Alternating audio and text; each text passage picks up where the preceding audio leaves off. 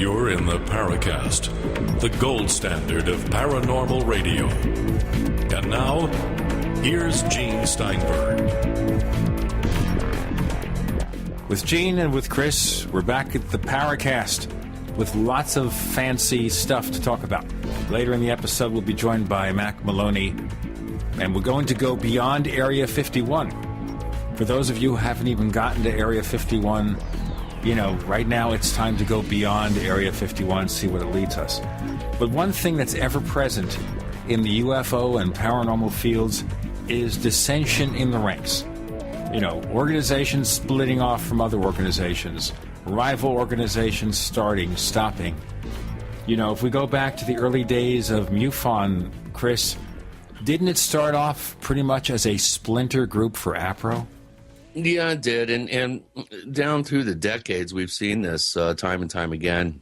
I've had the pleasure of going out and addressing the LA MUFON group over the years 3 or 4 times. And they really do have a very strong, I think, fairly up-to-speed group. They do tend to be a bit, I don't know, sort of true believer-ish. Steve Morello, of course, is the longtime head of the chapter out there. And I did finally meet him when I went out and spoke. And he's a very astute, smart, up-to-speed guy, very good at marketing his group. The group they have there always turns out every month in about 75 to 100 people, which is very good for a MUFON monthly meeting. But I get the sense that I don't know this for a fact, but if I had to venture a guess about this recent move, which I think is going to surprise a lot of people, that they have decided to recreate their group into more of a full service paranormal organization. I think a lot of people, like you and I have been animating on this show for years, a lot of people sense that there's interconnectedness between various manifestations of unexplained phenomena. And I think the group out there wants to kind of kick the door open a little bit on other types of paranormal phenomena, if you want to include UFOs in that category. And I think a lot of the people are tired of hearing the same old thing. A month in, a month out, speakers come in, and pretty much every month speakers come in and present information that the people who are up to speed, they just squirm in their chairs, roll their eyes, because they've heard it all before. So by opening it up as a paranormal group, they'll be able to invite in speakers on a wide variety of topics instead of being pigeonholed and kind of handcuffed by the UFO subject. So that, if I had to venture a guess, that would be my guess, that they're kind of opening up the possibilities for speakers and information that may all dovetail with UFOs, but won't fall exclusively under that particular category. So I think this is going to be the first of many moves that we see within MUFON and other groups, that people are just going to start branching out and becoming more autonomous. Well, the thing here is, when you have something like that, you have each of these groups being capable or presenting the threat or promise of starting a new national organization under a new umbrella. And here we go again. Yeah, I think in the case of L.A., it's going to be more of a grassroots kind of northwestern sort of L.A. area, San Fernando Valley group that is going to be more active in other aspects of the paranormal. Obviously, I've seen online already people saying, well, the reason why they're doing this is because MUFON is a black hole. All the reports come in and nothing comes out, which no longer is true. They do have a digital database. It's fairly unwieldy. It's very difficult to actually pull anything out of it, but you can if you're persistent and you know how to properly language your search terms and whatnot. But I really have a sense that the real motivation for this is to open up the group to a wider variety of subject matter and speakers, and I think that's a good thing, because you know me, Gene, I've been championing this whole idea of interconnectedness for many years, and if you're just a single subject group, you're handcuffed, you're hogtied to that particular subject, and you may want to try to branch out and bring in other aspects of the so-called paranormal.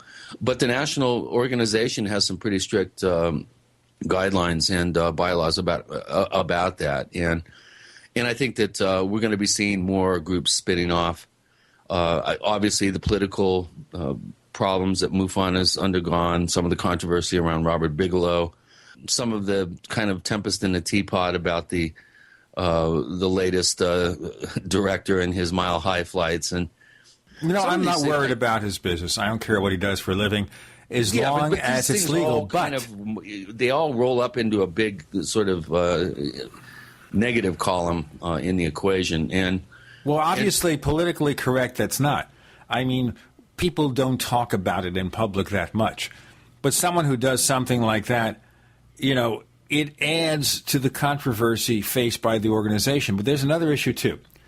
As listeners are listening to this episode of the Paracast, MUFON is having their annual event in Las Vegas, and this year Stephen Greer is one of the featured speakers. No. And you have to think here, we have to look at the fact that Greer is a controversial figure. Maybe he's a draw. Maybe he brings people into the auditorium to pay. But he also has done some very controversial things that may not be so, as they say, kosher. And therefore, having that person featured more and over and above just having people talking about the fact that UFOs may not be a single phenomenon but related to other paranormal events, that's one thing. But bringing in speakers who have a checkered history, that doesn't look good for the organization. And no one says anything about it. Yeah, that's true. I mean, lately there's been quite a bit of banner online about a certain person I feel is highly important in this field, and that's Ray Stanford. Now, he, as some people have pointed out, over the past 50 years, there have been times where he has gone kind of veered off the straight and narrow and gone into the realm of channeling, gone into the realm of attempting to help people with his higher self. He's never claimed to channel entities or beings. It's always been his higher self speaking to his conscious self. Much to the that's not how people are looking at his past, I think, online, which is highly inaccurate. But with Stephen Greer, it's different. The guy has pretty much maintained a very predictable course throughout his 25 years of involvement in the field. And he has come up with some very definitive declarations about what he thinks we're dealing with. And one is that all ETs are positive.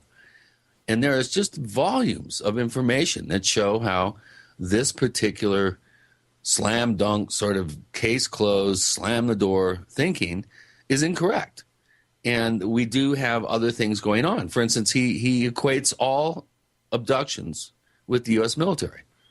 Now, I'm sorry, that doesn't wash. Now, granted, the UFO phenomenon may or may not be involved in the abduction phenomenon, although there's quite a body of circumstantial evidence that would suggest that. But you can't make such blanket assertions and blanket statements and expect people who are healthily skeptical, open-minded but healthily skeptical, you can't expect those people to really take you seriously. And the fact that MUFON is grasping at straws and I think trying to get butts in the seats basically by having Greer, any time that he shows up at an event, he's basically there because he's a draw.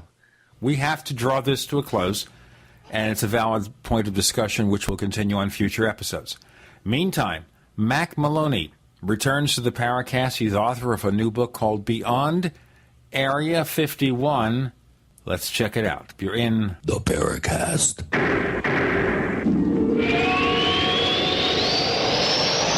Attack of the Rockoids has been well received by critics and readers alike. It's a thrill-a-minute story you'll never forget. A former U.S. military intelligence officer is haunted by intense dreams about a beautiful woman pleading for his help after a terrible battle in outer space. But the dreams turn out to be true and thrust him into a telepathic love affair with a woman whose faraway planet is intent on destroying the Earth. And now the gripping tale continues in The Coming of the Protectors. It's the second book of the Rockoids trilogy, a galaxy-spanning adventure that pits our hapless heroes against powerful, fanatical enemies that threaten the lives of freedom-loving beings everywhere. Attack of the Rockoids and The Coming of the Protectors. Classic science fiction at its best. Available now. For more details, visit rockoids.com. That's ROCKOIDS.com. Have you ever felt like the United States government knows way too much about your financial affairs? I continue to hear stories about property seizures, frozen bank accounts, confiscation of stocks and bonds. It makes me wonder if the U.S. citizen will ever again have the right to life, liberty, and the pursuit of happiness. Unfortunately, with the Drug and Money Laundering Act, the IRS Revenue Ruling 6045 of 1984, and the Trading with the Enemy Act and Franklin D. Roosevelt's Executive Order of 1933, some precious metal holdings are subject to government intervention. For this reason, Midas Resources has prepared a report explaining the boundaries of trading precious metals privately. Whether if you have any intention of trading with Midas Resources or not, I have instructed my representatives to give this report out free. Call for your free copy at 1-800-686-2237. When investing, always proceed with caution. Again, call 1-800-686-2237. Exercise your legal right to trade metals privately. 1-800-686-2237. To thank you for being a loyal listener, we have a limited time freebie offer for you. Claim your free heirloom tomato seeds, just pay shipping, right now at 123freeseeds.com. These aren't ordinary seeds. These are heirloom, non-genetically modified super seeds that are open pollinated and can be grown, harvested, and replanted endlessly. These survival seeds are actually more valuable than gold in a crisis. Go to 123freeseeds.com and you can get an airtight storage packet of 150 super seeds free while supplies last to say thank you for being a loyal listener. First come, first served. Just cover shipping. Go to 123freeseeds.com now to see if your free heirloom seeds are still available. That's 123freeseeds.com. America, pay attention. Don't wait for the next natural disaster or fight for global domination to prepare yourself with Chef 5-Minute Meals. These delicious self-heating home-style meals are 5-year shelf-stable and require no water, no refrigeration, no microwave. Tasty enough for Rachel Ray, tough enough for the apocalypse. Get yours at chef5mm.com or call 888-959-6502. Don't depend on the government. Be ready. Chef5mm.com. Introducing the only portable solar generator in the world that uses advanced sun tracking technology. The Sun Socket Solar Generator from Aspect Solar, featuring 60-watt rotating solar panels, a built-in 250-watt-hour lightweight lithium-ion battery that charges in only 5 hours, multiple output sockets, and more. See it in action at aspectsolar.com or call 877-717-7778. The Sun Socket Solar Generator. Stay plugged in. We'd like to hear from you. If you have a comment or question about the Paracast, send it to news@theparacast.com. That's news@theparacast.com. And don't forget to visit our famous Paracast community forums at forum.theparacast.com. We're back on the Paracast with Gene and Chris. Now, going back to November 27, 2011, we featured Mack Maloney, who was author of a new book called UFOs in Wartime, What They Didn't Want You to Know. It follows then that we look this time beyond Area 51, all those strange installations around the world, and what they're really about, and is the purpose more than just the military or civilians checking new test aircraft? What's going on? Mac, welcome back first to the Paracast. Thanks for having me back. I appreciate it. Beyond Area 51. Anytime we hear Area 51, the title, it's a seller. But how much of the book deals with Area 51? Well, almost none of it. In fact, the idea that I pitched to my editor was let's write a book about Area 51 that isn't about Area 51, because there were so many books out about Area 51. I think it's been kind of, not done to death, but, there's a glut of them, and there always seems to be. So he wanted to know what I meant, and I said, there are many places around the world like Area 51 that you don't really hear that much about, so why don't we do a book on them instead? So he said yes, and, this was the result. Here we are. Okay, before we go on, maybe take a couple of minutes here. In the end, what do we know about Area 51, good or bad, and then we can go into the other locations? Well, what we know for sure is that it serves a legitimate military purpose. It's a place where the U.S. Air Force and the CIA, to a certain extent, test spy planes, test new kinds of weapons, always some kind of aeronautical test going on there. There's, for every kind of project, secret project that finally comes out for us to see, let's say by like the stealth fighter or the stealth bomber, there are 8 or 9 that never see the light of day. So they're always testing something out there, something usually exotic, and if it actually makes it into the production process, we'll know about it, anywhere from 5 to 10 years. They definitely do things like that out there. They used to do things like fly captured Russian airplanes to have our pilots dogfight against them, and they would also pull them apart out there and kind of see what made them tick. Those things we know they do there, whether they have crashed UFOs there, whether they have alien bodies there, so on and so forth. I don't think anyone really knows that, on the outside within the UFO community. Obviously, there's a lot of stories and rumors and everything, but there's nothing to verify that anything like that. Dan Burge knows. I mean, that's where J-Rod is, and the God particle, and all these like Annie Jacobson. Didn't she say Joseph Mengele was involved out there? I mean, I don't know if you believe any of that, but I don't believe it. Boy, I've come across pretty dry this morning. No, I don't think all those things are going on there. Even the Bob Lazar story, there's certain things that indicate that he may have been shown things to see if he would blab and talk about it. Well, we go into that in the book, and, I found a very reasonable explanation for why Lazar did what he did. And I've heard lately now that he runs a company that, does business exclusively with the Defense Department. There's always a kind of rumor that he was really just a disinformation agent. And what we go into a little bit in the book is that maybe the reason he did what he did was before he came out and told the story about Papoose Lake and S4 and these places, the Russians used to have a satellite go over Area 51 sometimes twice a day, but on a regular basis. After his story went out, the Russians actually diverted their satellites to go over Papoose Lake instead, and that gave a break to the people who were working at Area 51 on these secret airplanes, because what they would have to do is, when they knew the Russian satellite was coming over, they had to, push the thing into the hangar and hide it until the satellite went over. And then later on, when the Russians had infrared satellites, they could actually take a picture of the heat signature on the ground, and they could tell a lot just by the shape of the heat signature. So if they could even get the Russians to stop looking at Area 51 by a factor of 50%, that would have been a victory. And that's exactly what happened after Lazar came out with his story. So, if that's true, it was a brilliant disinformation campaign that worked. All right, so let's just go through this one more time. Bob Lazar, therefore, would have been meant to be a deliberate effort at government misinformation? Disinformation, yes. I'm not even sure there's a difference, but yes, he was a disinformation agent. It's something that they do all the time in, intelligence projects. We just don't hear about them, but, spy stories are filled with them. It's one of the things that they do. This disinformation, deflect, things like that. And if you kind of look at it in that light, in the fact that Russian satellites did divert over Papoose Lake, at least for a while, then, it kind of makes more sense than the fact that he was running into aliens and saw crashed UFOs flying and things of that nature.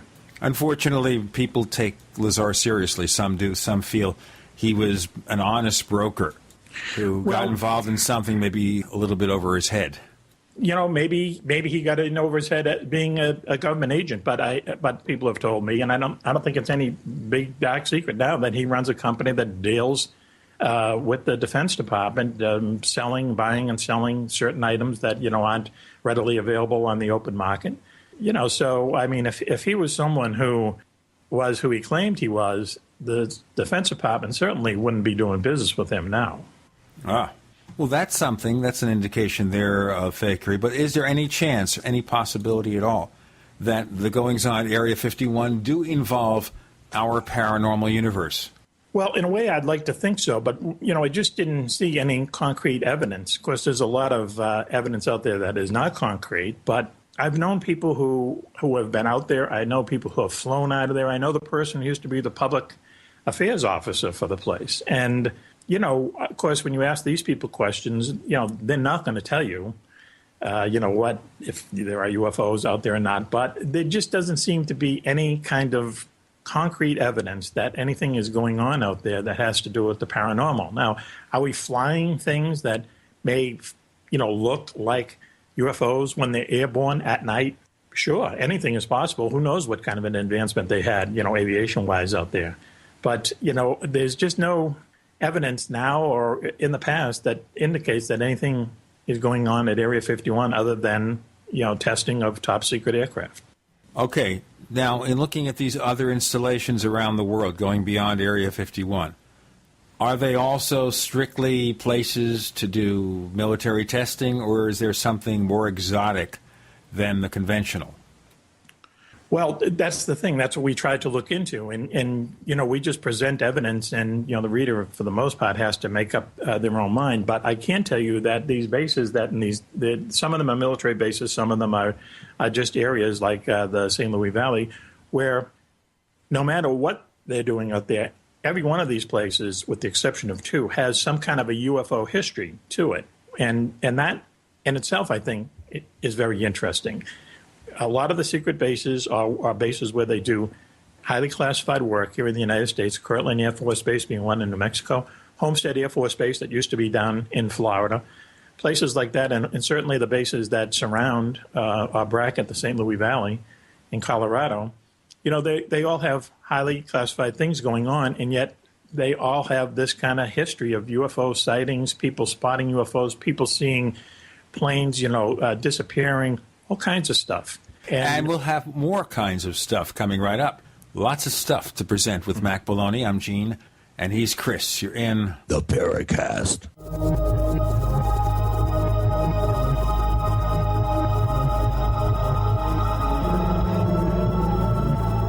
America's #1 source for independent talk radio for over a decade. We are the GCN Radio Network. If you want to get your website online and you need reliable service, first-class service at the lowest possible price, there's only one place to go. Well, DreamHost has a special promotion with our show where they'll offer you unlimited disk space, unlimited bandwidth, one-click web apps such as WordPress, 24/7 support. You can save over $55. You want to know how? Go to dreamhost.com/radio, dreamhost.com/radio. Whether it's personal mail, whether it's business email, you want reliable, dependable delivery, freedom from spam, freedom from viruses. Well, Polaris Mail offers professional email hosting services for your personal or small business use. Each account uses 25 gigabytes of storage, an easy-to-use webmail interface, and full mobile sync. Sign up today for a 30-day free trial at polarismail.com, polarismail.com. What does freedom mean to you? How about the freedom to take control of your own future? At eFoods Direct, we're again celebrating Food Freedom Month. In July, for every $329 you spend on our highly nutritious, great-tasting food, you will receive a $190 Patriot Pack free. For example, purchase a 6-month supply and get 3 Patriot Packs free. The Patriot Pack is a 24-day supply of eFoods quick fix, easy-to-store food, plus stove, fuel, and cookpot, all in an easy-to-carry bucket. Patriot Packs are the ideal grab-and-go emergency kit for your car or to have by the back door. Perfect for your cabin or camping trip this summer, or even simply to add more food to your supply, free. Call 800-409-5633 or go to efoodsdirect.com/Alex and get your free Patriot Pack with purchase. Call 800-409-5633 or efoodsdirect.com/Alex. And remember, free shipping every day.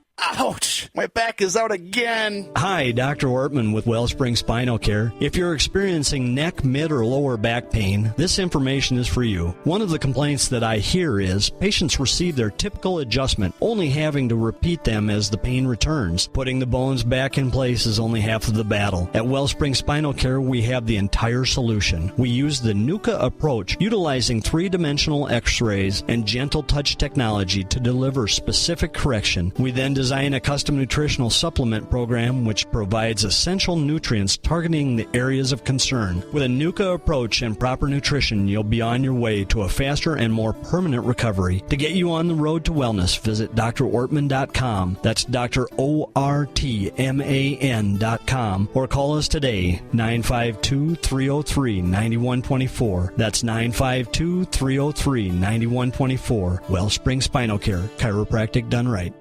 Hi, my name is Stephen Hewer. As a degreed nutritionist, my first priority is for you to get healthy. That won't happen if I make wrong recommendations or cause you to spend money on supplements you don't need. After 20 years working with thousands of products and thousands of people, I know, for the most part, what does and does not work. One World Whey is the first and only unheated whey protein powder from grass-fed cows on the market. It retains substances that no other whey protein powder has. These nutritive compounds supply life-giving nutrition. Your body merely needs the right conditions to make great health happen. Due to low-quality foods, toxicity, and aging, having great health is more of an effort than ever. One World Whey is the superfood of the century, and when added to your diet, it promotes energy, detoxification, muscle gains, fat loss, and overall radiant health. Call 888-988-3325. That's 888-988-3325. Or visit oneworldwhey.com. That's oneworld, WHEY.com.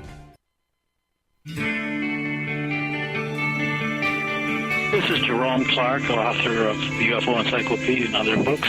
You're listening to the Paracast.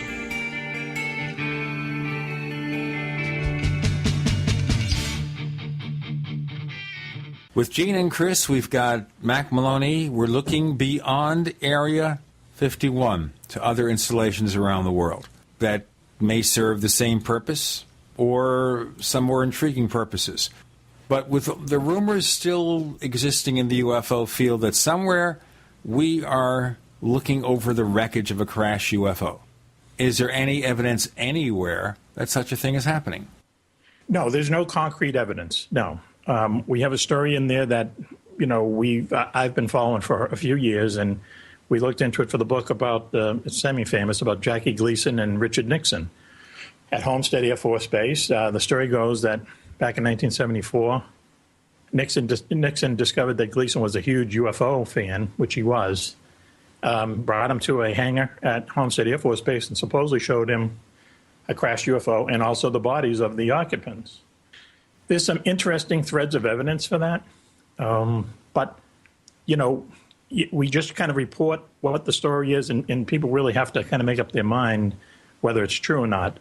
One thing we know for sure is Jackie Gleason was very much into UFOs, and that was just one incident in his lifetime where he was trying to convince people that UFOs existed. So if Nixon had actually showed him a crashed UFO, dead occupants, that would have just reinforced his belief that, these things are from somewhere else and that they exist. Well, I know that Jackie Gleason had a skeptical approach to UFOs. He was a guest on the Long John Nebel radio show a number of times. So that's certainly accurate. When he died, he had 2,000 UFO-related books in his library that his wife donated to the University of Miami. His house up in upstate New York was shaped right. like His house looked like a flying saucer. And the story is that I think why people have discounted the story in the past is that the way the story goes is that they were golfing buddies. They seem like two very opposite people, Nixon and Gleason, but they were golfing buddies. They lived down south of Miami. Nixon had a house down there, Key Biscayne, and Gleason lived down there for a good part of the year. And they were golfing one day, and Gleason, mentioned that he was into UFOs. And then supposedly that night around midnight, Nixon knocks at his door. Nixon's alone in a car, and he brings Jackie Gleason to Homestead Air Force Base and shows him this thing. So people say, well, how can Nixon be out without his Secret Service detail. Well, it turns out he used to give them the slip all the time. He used to just ride around by himself. He hated having the Secret Service around. And probably in those days, people didn't care. Right. I mean, he was in the midst of the Watergate scandal. He'd be gone in a few months. Maybe kind of unusual thing for him to do, but, who knows, And then later on, Jackie Gleason's, his estranged wife gave an interview to a magazine in which she kind of recounted this thing. And when Gleason found out about it, he was furious. And there's some people who say that was the last straw, and that's why he divorced her. So, it seems like I don't know, kind of a fantastic story when you first look at it. But when you look a little bit deeper into it, as I said, there's a few more threads of evidence there than you would think.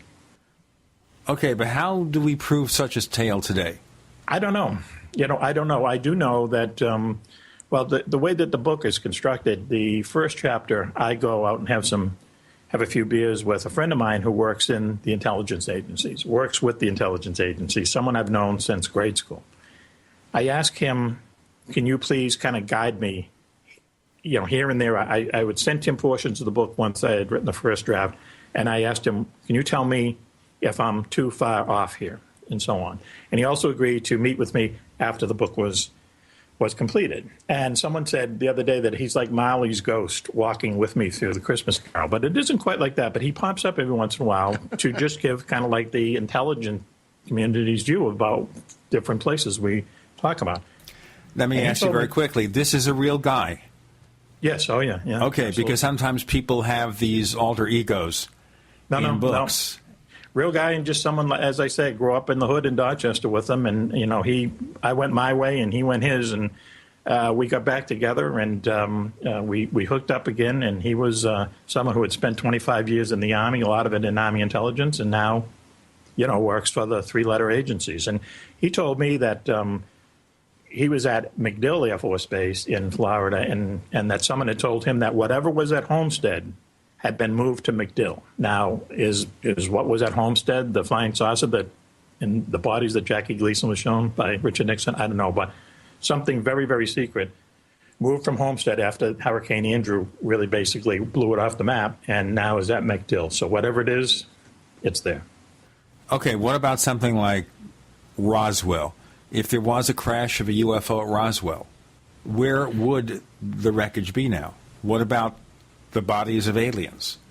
This is obviously a theory that is compounded by another theory. Well, the point of the book, too, is that there are just many, many more places than Area 51. In fact, the original idea for the book was years ago. I talked to this person who had been out there several times, not doing intelligence work, but basically working on the airplanes that flew out of there. And I said, are there places like Area 52, 53, 54, and so on? I would basically ask him, are there other places out there in that desert, that vast desert, that we don't know about? And he said, sure. There's a number of them there in other places in the Southwest. And that's really the idea for the book. So, if there was a crash at Roswell, which I really don't believe there was, and I know I'm not being much fun today, but I don't believe anything happened there either. You know what? I'll ask you about that in a moment, but let's go to the answer to the original question. Then we'll ask your opinion about Roswell. Well, I was going to say, if it seemed like the most likely place you would bring something like the Roswell debris would be to Area 51. But what I'm saying is there's a number of other places we've never heard of that if you had material like that, you're more likely bring it there than Area 51 or Wright-Patterson or any of these places. You bring it to a place that is absolutely secret, and they are out there.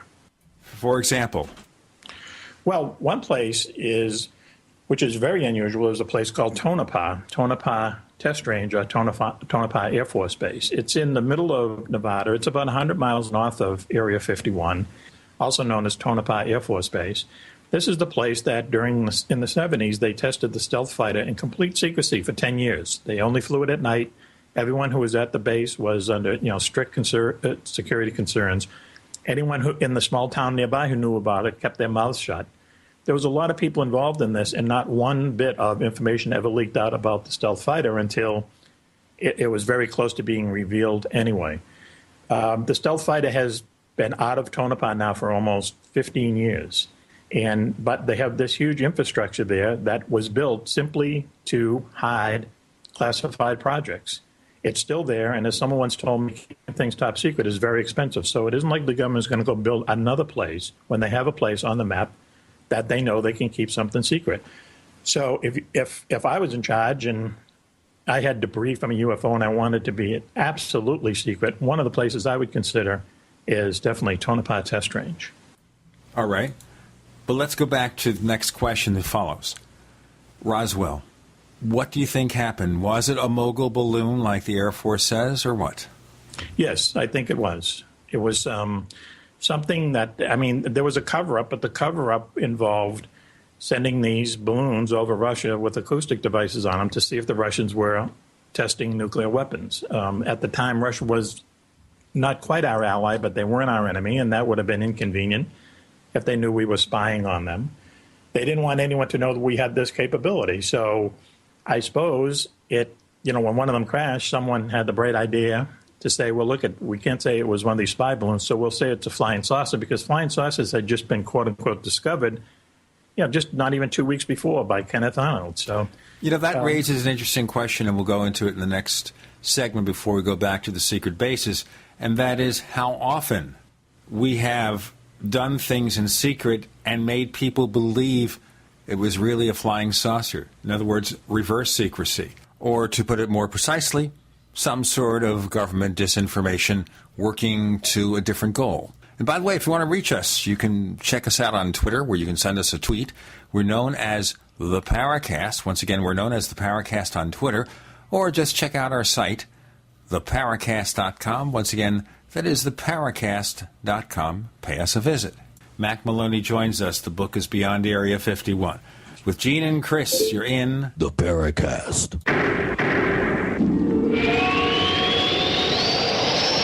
Are you tired of searching for great talk radio? Something more important. Search no more. We are the GCN Radio Network. Is there a secret UFO agenda? Do strange creatures from the darkest corners of the mind roam the earth?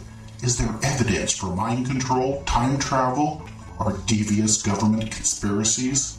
Find out the inside scoop on the latest conspiracies, paranormal activity, and Fortean phenomena when you subscribe to Tim Beckley's Conspiracy Journal. It's jam-packed with stories, special book and DVD promotions, and the best news, it's absolutely free, sent right to your mailbox. Plus, a bonus free email newsletter sent out every Friday. Simply send an email with your name and address to Mr. UFO at webtv.net. That's Mr. UFO at webtv.net. Find out what they don't want you to know.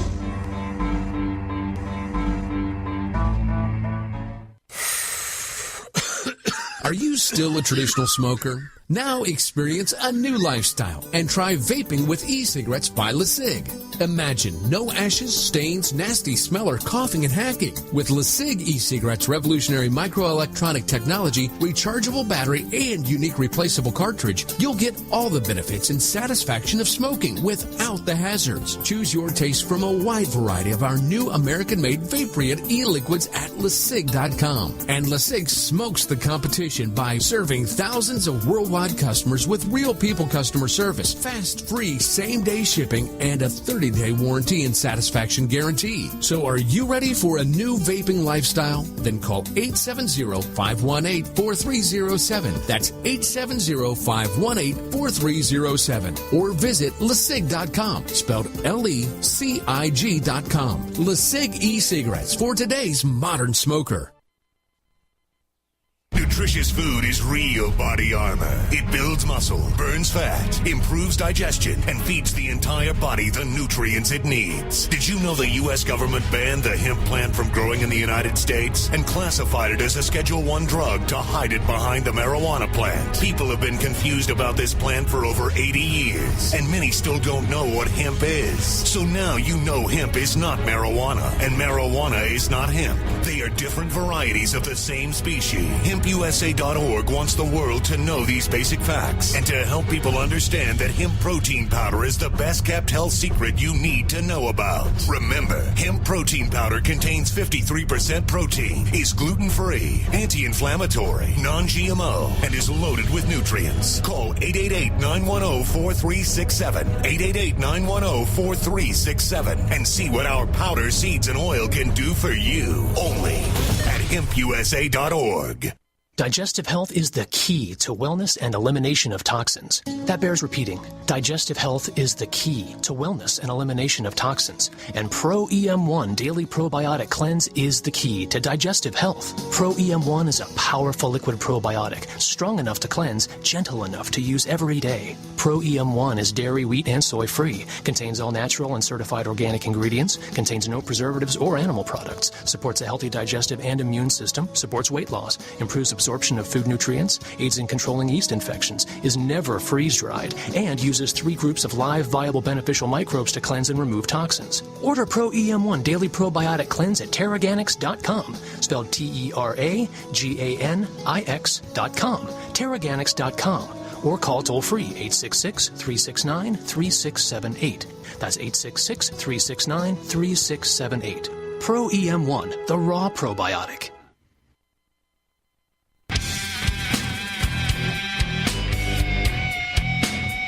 This is Kurt Southern, the author of UFO Mysteries, and you're listening to the Paracast.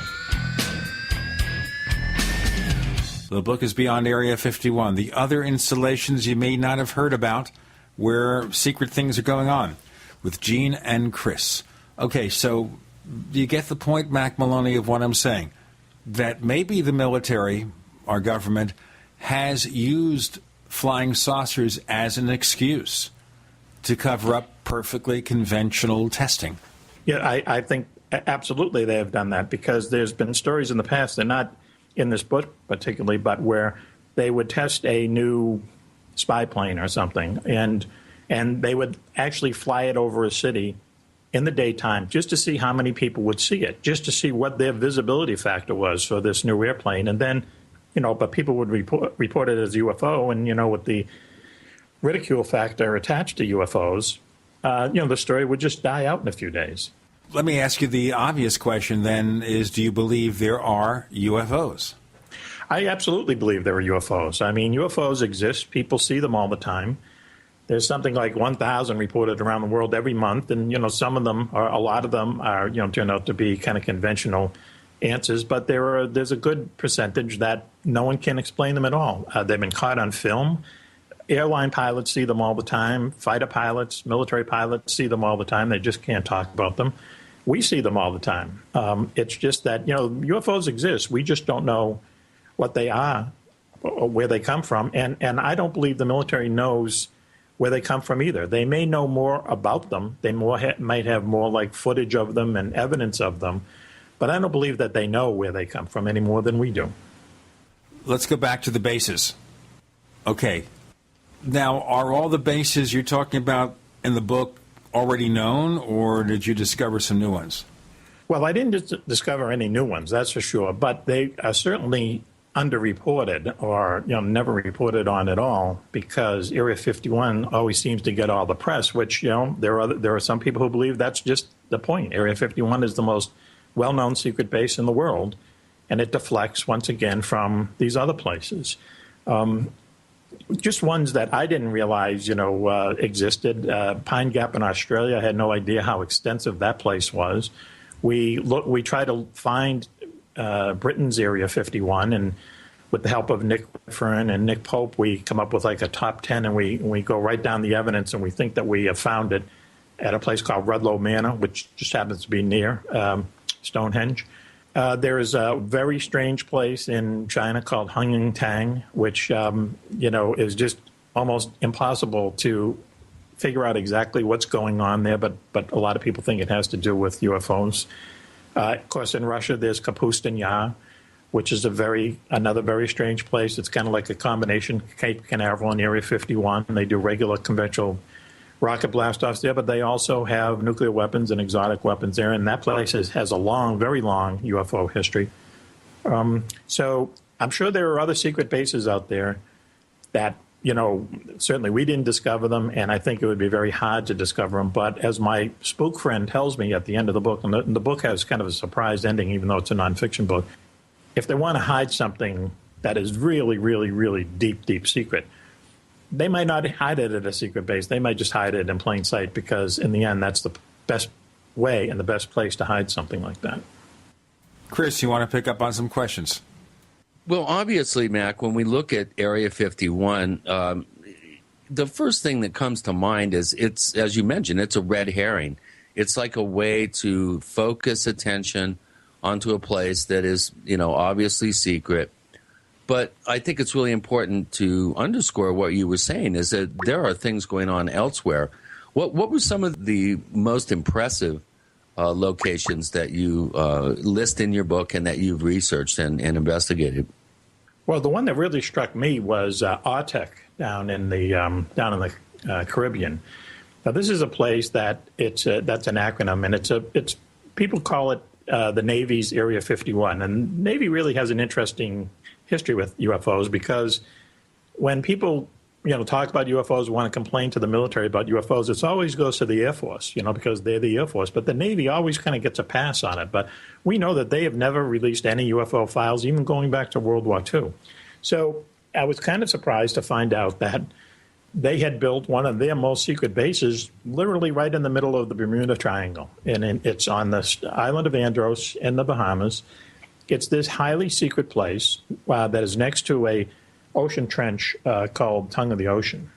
And once again, they do legitimate testing there, because we talk to people who have been assigned there, and also Navy people who have gone there for training. And what they do is they bring like the new nuclear submarines there, and they test them out at these lower depths and so on. But the place is filled with monitoring equipment where they can see anything coming in the ocean for hundreds and hundreds of miles away. And it also has extensive radar and things like that, so they can see anything coming in the air from hundreds of miles away. Yet we go into great depth. Just scratch the surface of the number of UFO reports that have come out of that area over the years. Not just UFOs, but USOs, unidentified submerged objects. People on boats and yachts in the Bahamas seeing UFOs come out of the water and fly away at tremendous speed. There's so many of them, we could have written a whole book about them. So we just take the best. But when people question the Navy about this, the Navy always says, well, we don't believe in the Bermuda Triangle. We don't believe in UFOs. Therefore, we don't know anything about this. So what that tells you is that either all that multi-billion-dollar monitoring equipment they have down there for looking for things in the ocean, looking for things in the sky doesn't work, or they're lying.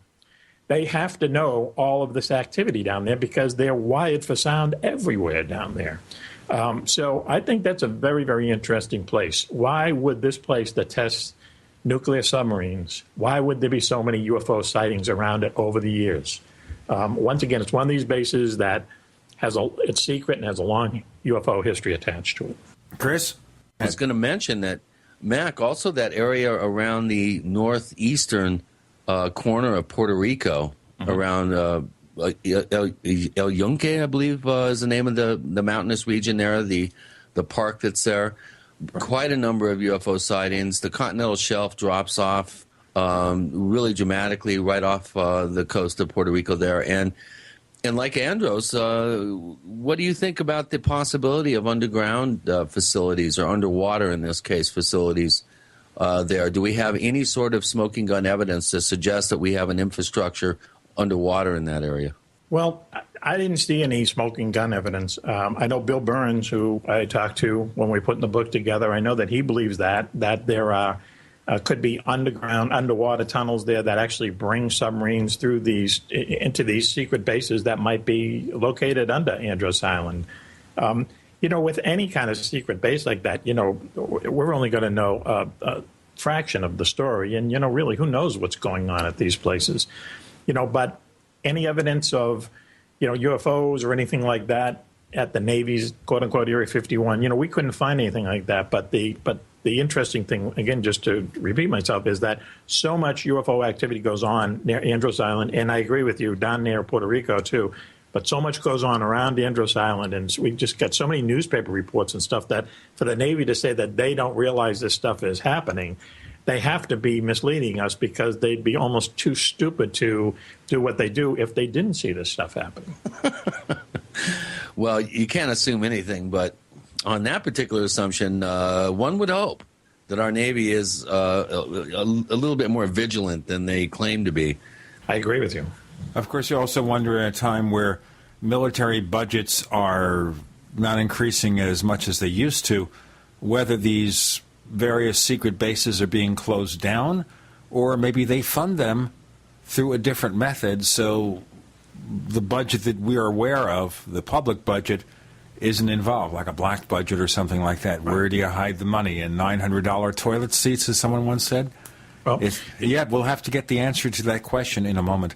I have a couple of things I want to talk about. First, we have a newsletter. We have a weekly newsletter called, surprisingly enough, the Paracast newsletter. Haven't mentioned it too much, but it's very easy to get a copy. We have sign-up forms on all our sites, or you can go to newsletter.theparacast.com. That's newsletter.theparacast.com. We'll sign you up in a jiffy. Now, each newsletter contains information about upcoming episodes of the Paracast, and also a weekly commentary. Usually from me, but sometimes Chris writes it. We've had commentaries in the past from the likes of Stanton Friedman. Really fascinating. It's the Paracast newsletter. And once again, to get a copy, all you have to do is check out our site where we have these convenient sign-up forms. It is free. And by the way, we do protect your email addresses. We don't give them out to anybody else. Of course, the NSA gets it anyway. We can't do anything about that. Mack Maloney joins us. His book is called Beyond Area 51, where we focus on those other installations around the world where stuff may be going on that we should know about. With Gene and Chris, you're in the Paracast.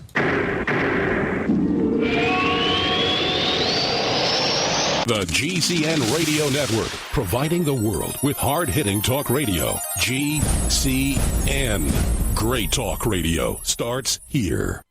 Hi, this is Ted Anderson. If you'd like to listen to GCN programs on the go, I have great news. GCN has created a Droid and iPhone application, and it's free. Just as easy as going to GCNlive.com, click on the banner, and download. Before you know it, you'll be listening to your favorite hard-hitting GCN shows, live or on demand, right on your Droid or iPhone, 24/7 and on the go. So download the Droid and iPhone app free by clicking on the banner at GCNlive.com. Thanks again for listening to GCNlive.com. Again, that's GCNlive.com. Hi, this is Ted Anderson. Have you ever wondered why banks, stockbrokers, investment advisors won't talk about gold IRAs? They've been available since 1986, yet the financial industry won't recognize the value of gold for your retirement. Gold has outperformed paper investments, yet no word about IRAs. If you would like to have gold for your retirement, call 800-686-2237. Don't get left behind by rising inflation and low returns. Call 800-686-2237. Secure your future and call 1-800-686-2237. Got a simple question for you. Can you sell? Yes? Okay. Can you sell the intangible? If yes, and you'd like to work 9 to 5, Monday through Friday, with no overtime, no weekends, if you're passionate about not closing sales, but about opening relationships, if you truly have a desire to serve global clients who need your advertising expertise, and you're local to the Twin Cities and Burnsville, are hardworking, self-driven, with experience in sales, marketing, or advertising, are personable and a whiz on the phone, GCN wants to talk with you right now.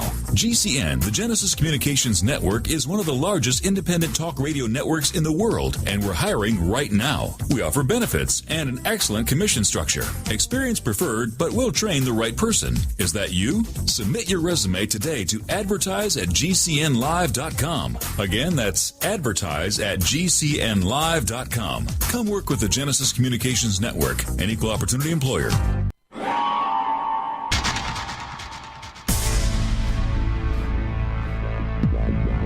Welcome back to the Paracast, the gold standard of paranormal radio. And now, here's Gene Steinberg.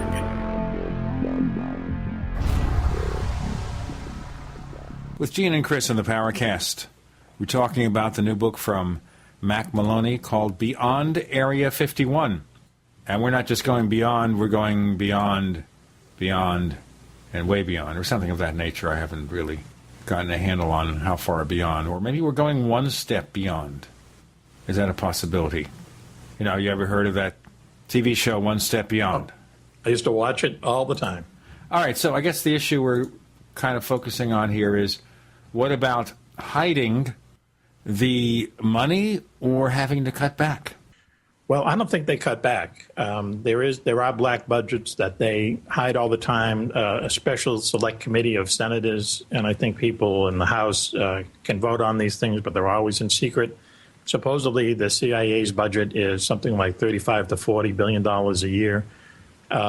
Other kind of classified projects that the military is going to get involved in, especially if it's something that eventually is going to wind up in the hands of the CIA. Those things are also kept, classified and in the black budget. So at one point, I'm going to say 2 or 3 years ago, someone told me that the overall classified top secret CIA special projects budget in this country is somewhere between $70 and $80 billion a year every year. And they really fight for that money, you can be sure. I bet CIA it's more than that even. It probably is. But the CIA is someone who, as you can imagine, they just get tentacles all throughout Washington. And, what a lot of those people are doing is making sure that they get all the money that they need and that they want.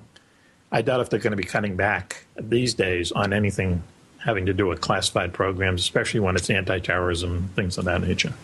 But I know that what they are doing is that they're drawing in outsourcing this stuff to a lot of people. I mean, that was something that happened after 9/11, where there was just such an influx of money for black projects, especially anti-terrorism projects, that they started, farming them out to contractors. And I know that is definitely in the contraction process, but I don't think the budgets themselves are going to shrink.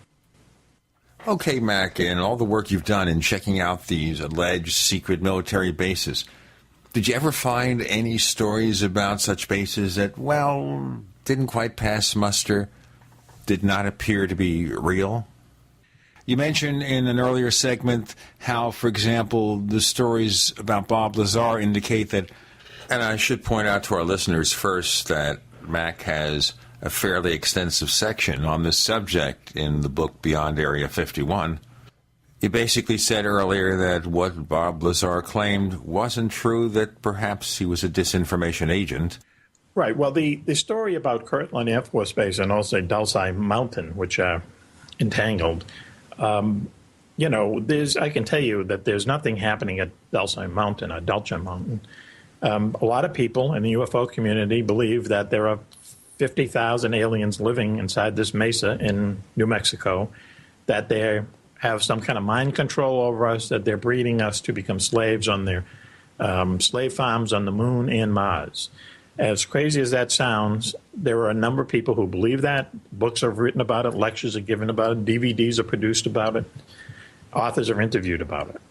The basis of that story, it came from the Air Force themselves. There was a gentleman named Paul Benowitz who lived right outside and had a business right outside Kirtland Air Force Base in New Mexico, who it's kind of a long story, but he stumbled upon 2 parallel classified programs that were going on at Kirtland Air Force Base. One of them had to do with how to keep nuclear weapons out of sight, out of mind of Russian satellites, and others, people believe he saw the first kind of test vehicles that eventually turned into the stealth fighter.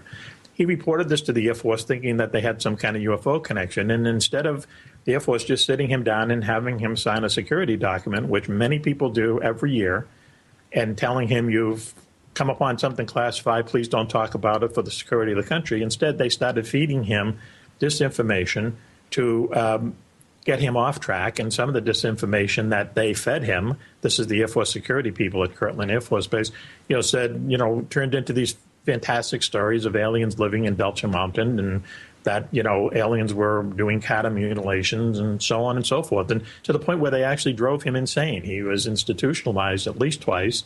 And I think it's safe to say that he died a broken man. There was nothing going on UFO-wise at Kirtland Air Force Base. There's nothing going on UFO-wise at Dulce Mountain.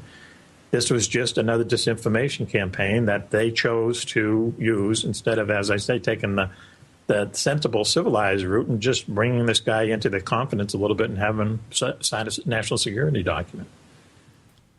Chris, you've probed into some of this stuff. What's your reaction to that?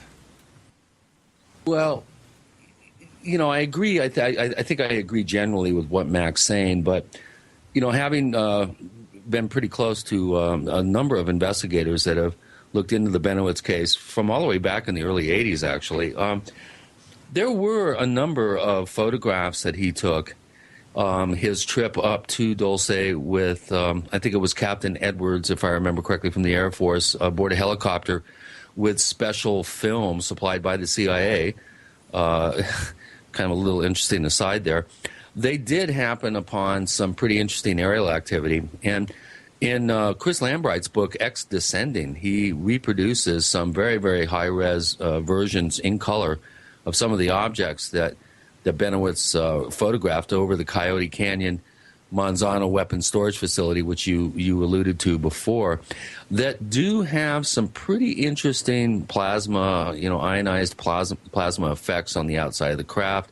There's indications that there is some exotic technology going on in at least some of the sightings that he was able to capture on film, and this is not video film.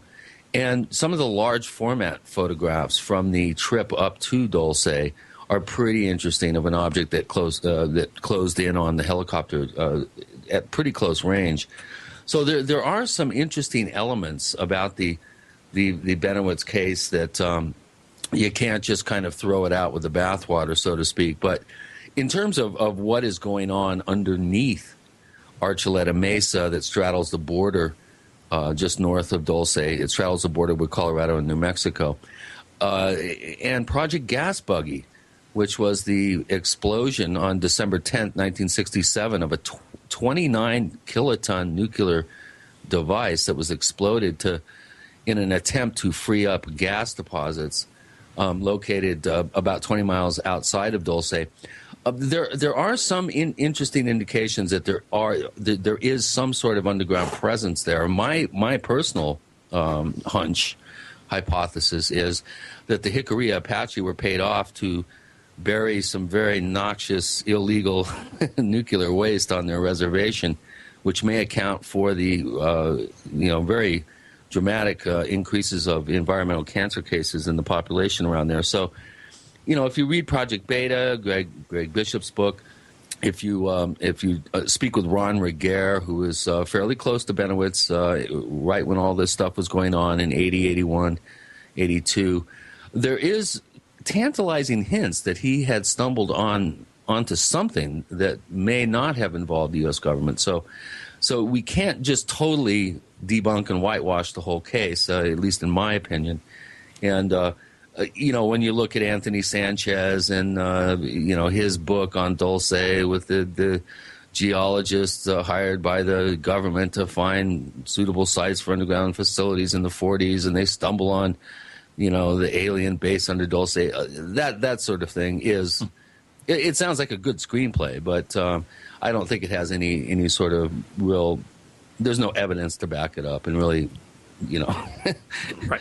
We had Anthony on the show, and it was kind of sad, but right. It was embarrassing. There was a section on the show where he quotes as a reliable source this house name that Tim Beckley created for his books called Commander X, which is just like a lot of publishers will have this name where they recruit different writers and they give them a single identity. Yeah, well, this is Colonel X. Yes, well, this is Colonel X, which is just about as bad, but he believed in Commander X, too. That's what made things more confusing. The book we're talking about, though, is called Beyond Area 51. Our guest is Mack Maloney. With Gene and Chris, you're in the Paracast.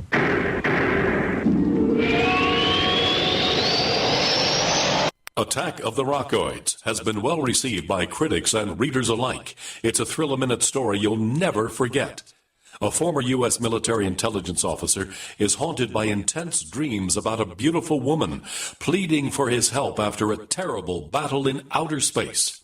But the dreams turn out to be true and thrust him into a telepathic love affair with a woman whose faraway planet is intent on destroying the Earth.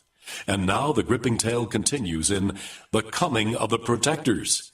It's the second book of the Rockoids trilogy, a galaxy-spanning adventure that pits our hapless heroes against powerful, fanatical enemies that threaten the lives of freedom-loving beings everywhere. Attack of the Rockoids and The Coming of the Protectors. Classic science fiction at its best, available now. For more details, visit rockoids.com. That's ROCKOIDS.com.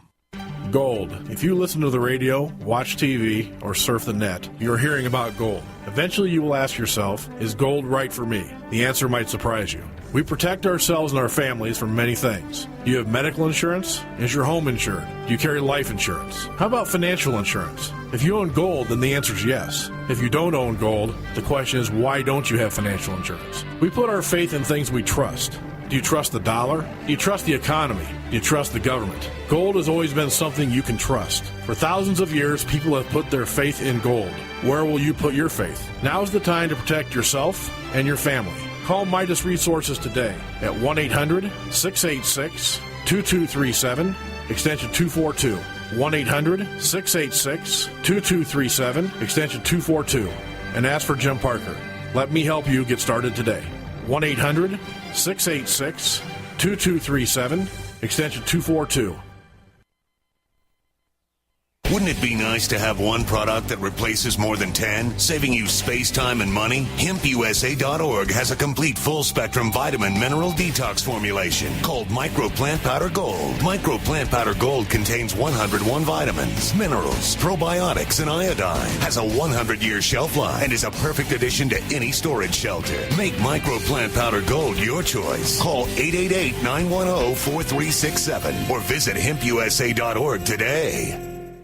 HempUSA.org has a revolutionary wonder food for detoxing the body and rebuilding the immune system. Microplant powder can help unclog arteries and soften heart valves while removing heavy metals, virus, fungus, bacteria, and parasites. Plus, it cleans and purifies the blood, lungs, stomach, and colon. Keep your body clean with Microplant powder. Order today at 888-910-4367 or visit HempUSA.org.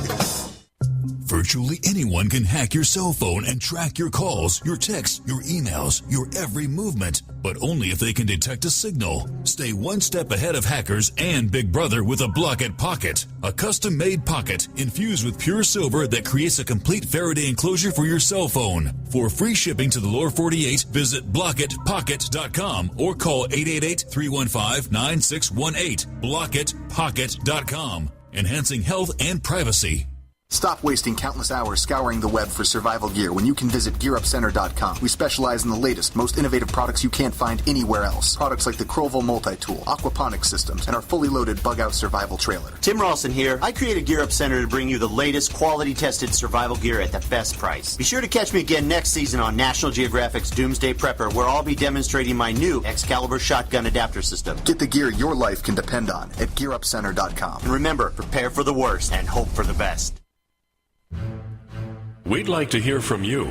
If you have a comment or question about the Paracast, send it to news@theparacast.com. That's news@theparacast.com. And don't forget to visit our famous Paracast community forums at forum.theparacast.com. With Gene and Chris, we have Mack Maloney, who has studied Area 51 and beyond Area 51. He has a new book out called Beyond Area 51, and he tells me that's only one of two Area 51 books. It's kind of like what our friend Nick Redfern does when he writes a book. He's got several monster books out right now. Mm-hmm. So tell us more, Mac. Well, you bring up the name of Nick Redfern. He actually wrote the foreword to Beyond Area 51. It was very helpful in helping me get some of the research. But I started writing 20 years ago, and the first thing I did is I had this action-adventure series out called Wingman, and we sold about 1 million books over 10 years in the 80s and 90s. It's kind of like a Top Gun, Mad Max, and a jet fighter type series. So that went away in 1999, and I went on to other things, and since then I've got letters and then emails in the hundreds asking me when the series was going to start again. So when we got a new publisher involved and they're re-releasing the 16 original books, and they suggested I write another book to get the series going again. They said you can write about anything you want. And I had all this Area 51 research laying around my office. So I said, well, why don't I just write something else about Area 51? So it's a fictional account. It's called Attack on Area 51. It's a lot of jet fighters and dogfights and beautiful women and, things of this nature that were always in the Wingman series. It's a $2 download from Amazon. A lot of people are getting into it. A lot of people like it. And it was just another way to start the Wingman series off again. And it allowed me to research 2 books at the same time. And you'd love to have Joss Whedon or Zack Snyder direct the movie? Oh, yeah, of course. Absolutely. Okay, but the guy who directed The Lone Ranger, you don't want him? Yeah, I don't think anyone wants him now for the next few years. Well, he also did Pirates of the Caribbean, so it's not as if he was... He's not out on the street, that's for sure. No, he's really not working out as well as we'd hope, but I'm disappointed. That's by the way, that's Gore Verbinski, by the way. Is the guy Did you see the film? How was it as bad as people are making it out to be? The Lone Ranger, I had planned to see it. Then I saw the previews, and I read the reviews. And understand with The Lone Ranger, I grew up at the end of the era of the original Lone Ranger with Clayton Moore. Mm-hmm. And, I thought there had to be some kind of middle ground, being a very saccharine kind of simple kind of show, straight ahead mostly for kids, and having a wacky, wild, offbeat rendition in the movie. Why they had to go so far over the top is what really made it upsetting. There had to be a middle ground where you can bring back the character of the Lone Ranger and have him do his thing without driving people crazy in a PG-13 film where there's a lot of very questionable violence. But that's the end of the Lone Ranger for me. He's not going to do your thing, but I bet that if he came to you and said, Mac, I want to do this movie. Absolutely. Oh, yeah. You kidding? Anyone in Hollywood who would want to do a movie on one of my books. A couple of those Wingman books are actually optioned for Hollywood. But you see, here's the problem, and this might be a little off track, but they had a lot of trouble making The Lone Ranger. They've been making it for about 5 years, and that's always a bad sign. And number two, they never do these kind of movies right. In my opinion, they have yet to do a Batman right. They have yet to do a Superman right. I'm talking about in the modern era. Some of the Marvel comic book films are okay, but the reboot of Spider-Man was awful because they feel they have to elaborate on what's already a good story, where they should just do the good story. Well, in the case of the Chris Nolan Batman series, they relied heavily on the Dark Knight reimagining of Batman. Mm-hmm. And if you look even at Man of Steel, where I don't want to be I'm going to be the spoiler. At the end of the film, he kills General Zod by breaking his neck. And there's a lot of criticism saying Superman never kills anyone. But if you go back to the comic book, yes, he has killed Zod. So there you go. It's your point of view. I think with Man of Steel, I liked it, but the final 45 minutes or hour was over the top. Well, that's what usually happens. I just happened to, there was some channel was running all of the Batman movies, the ones that George Clooney and Michael Keaton were in there years ago. They ran them all in a row, and I was working. I usually have the TV on, and they just get worse and worse and worse as you go along. I think if you look at the reimagining from Christopher Nolan and the first Batman film with Michael Keaton and Jack Nicholson, you'll see the approach is fairly similar in terms of this Dark Knight vigilante character. Let's get back to traveling through Area 51 and beyond. Let's get back to our paranormal universe. So the point to mention here is that you do accept the possibility that UFOs are real. Yes, I do. They have to be. They exist. They exist. We just don't know what they are yet. But obviously you think that some of the givens in the UFO field, such as Roswell, and certainly I would assume Aztec would be in the same category for you, that you don't accept any of those things. What about any UFO crash anywhere? Do you accept any of the so-called crash stories? Well, the Aztec one, of them all, I think the Aztec one, from what I've heard, and I've talked to a few people who have researched that, that seems to have a lot of evidence, has a lot of kind of credible witnesses. There are actually structures in the desert that supposedly the military had to build to get the crashed UFO out of there. There's just a lot of kind of interesting sidelights to that story, and I give that more credibility than in Roswell. And the thing about Roswell that really bothers me is what it's become. It's now I forget what the count is, but there are some books out there that say that, 12, 14, 15 UFOs crashed there, and there's 30 dead bodies. And I want to know, why are they crashing in Roswell? And wouldn't the UFOs avoid Roswell if so many of them were crashing there? There was a story in in UFOs in Wartime, my first book, where it talks about UFO presence over ICBM bases and how, those things were real, and lots of people saw them, and the military, once again, knows more about those than they're letting on. But so many of those happened, and there was one particular ICBM silo where UFOs were showing up over it, even as they were doing the construction process. And when they put the missile in, there was so much UFO activity around it that the guards refused to go out and guard the place at night. And that was right down the street. That was in Roswell, New Mexico. To me, there's more evidence of UFO activity over that ICBM base there than anything that ever happened at Roswell. Let's just talk quickly about Aztec.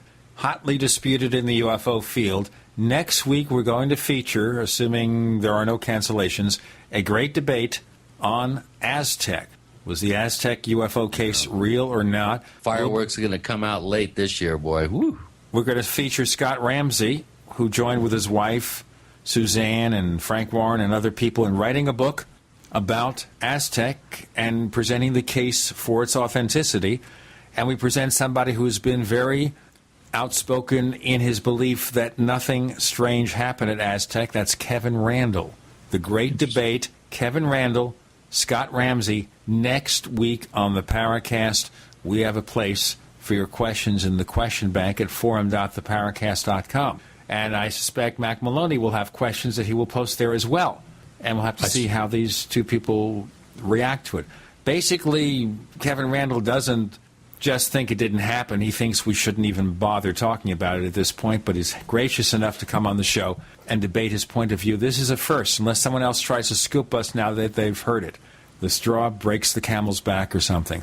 We're not going to break anything now except the station, because you're hearing Mack Maloney with Gene and Chris. You're in the Paracast.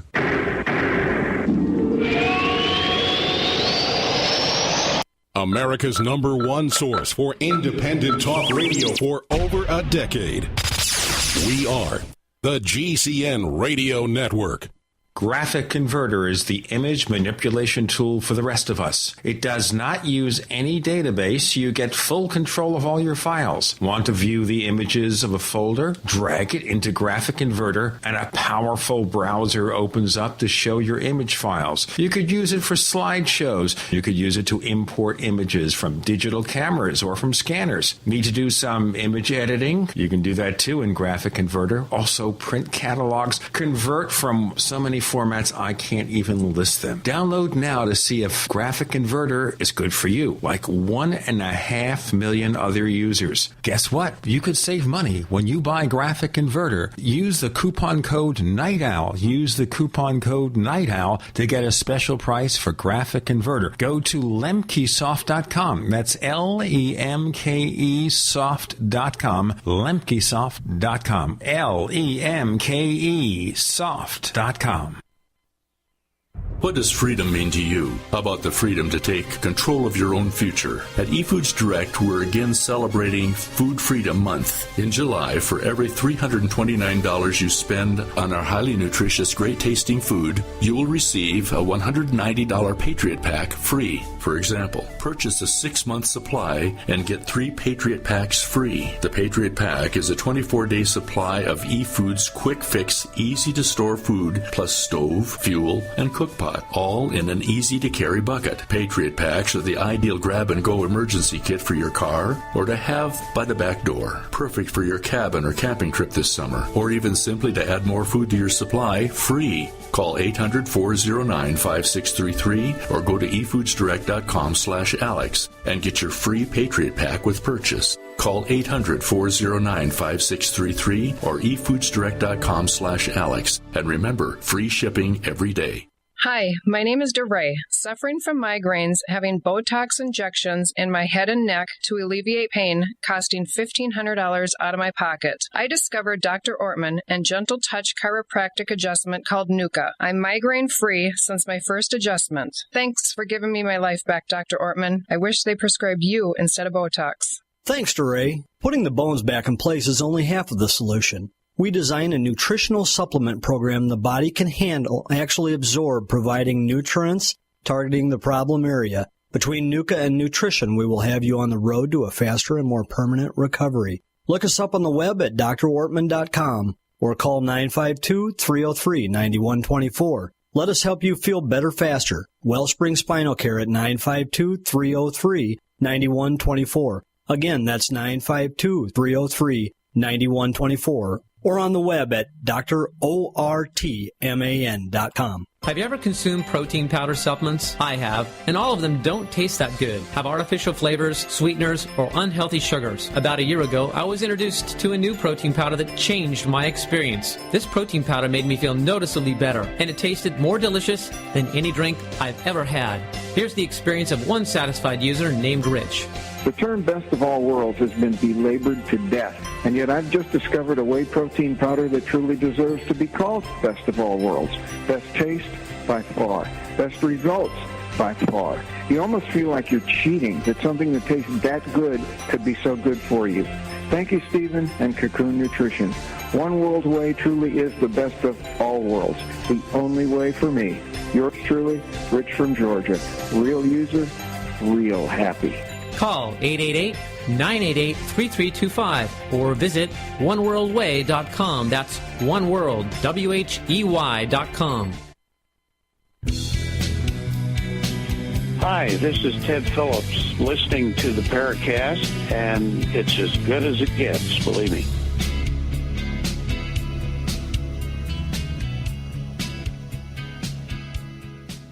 Yes, this was a station break. I'm Gene Steinberg. He's Chris O'Brien. Mack Maloney joins us. The book is called Beyond Area 51, and an interesting point of view from Mack Maloney that he thinks if any of those early UFO crashes had a measure of authenticity, it wasn't Roswell, it was Aztec. All right. There you go. What about more recent events? What about Kingman, Arizona? Well, I only know about that in passing.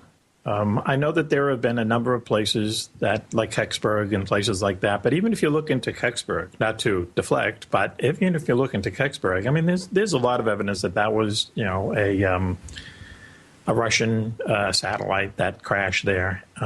We have a story. We have a chapter in the book about a place maybe you've never heard of. It's called Ong's Hat in New Jersey. Have you ever heard of that place? Okay, I don't. I lived in New Jersey. Okay. Well, I didn't visit that particular place. Can you tell me where it's located? Okay, it's in the Pine Barrens, which I'm sure you know about. The Pine Barrens is this enormous kind of forested area in the middle of New Jersey that very few people know about because when you're driving down 95, you drive right through it particularly, and there's no one lives there really. But we came upon this story about these twins, and there's a point to the story. These twins were going to Princeton, and they came up with this theory called the cognitive chaos theory, where they claim that people could jump universes just by altering their consciousness. And they got thrown out of Princeton for talking about these theories.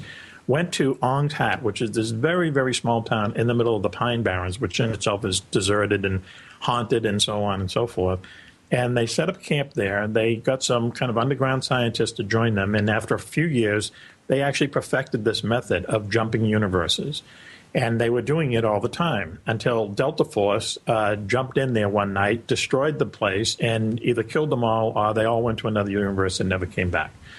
Now, that's a real story that was started up on the Internet by an author named Mike Maloney. What he did was, in the early days of the Internet, of the World Wide Web, he wanted to start the first Internet myth. Because myths start usually around the campfire years ago, and then they just get elaborated on and on and on and on and on. So he wanted to start the first Internet myth, and he did this because he and his colleagues would post these anonymous texts about what happened at Ong's Hat, and they waited, and sure enough, other people started adding on to it and created this entire story from whole cloth. Now, the reason we put that in the book, and we ask, we explain exactly what it is, and we have a gentleman named Michael Kinsella who has written extensively about it, and his theory is that when enough people believe something, then it becomes true. People accept that as facts. It's like a very elaborate kid's game of telephone, where you tell one kid one thing, and by the time it comes around the room, it's completely different. Well, we ask at the end of the book, maybe that's what the whole UFO puzzle is about, is that it just starts from one little thing, and people keep elaborating on it until it becomes this huge monster that no one can quite penetrate, and a lot of people don't want to dismiss. All right, so is this saying then, is your theory that UFOs, it's a self-fulfilling prophecy? No, what I'm saying is that they do exist, but there are so many people out there, and this is going back to what we were talking about with Dulce Mountain. There are so many people out there who just put out things that they don't substantiate, that they don't do research into. They just make them up. You named a few of them earlier in the show. You just named one yourself. Dulce Mountain is Archuleta Mesa. Right, that's what I mean. Is that they become, so many people have heard it and add to it and believe it that in a sense they become real. So the question is, well, when you look at the overall UFO puzzle, what is real and what isn't? And I just think that 90% of it is just static.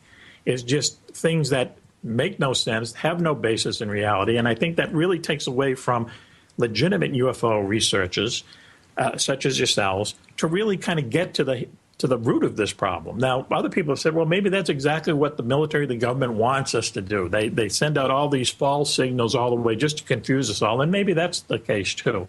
But I really believe that things like, and I have to say, I'm sorry, Roswell being one of them, Dulce Mountain being another, and there's lots of other examples that just cloud the issue. They just cloud the issue, and they're like a rock rolling down a hill that just keeps gathering more material all the time.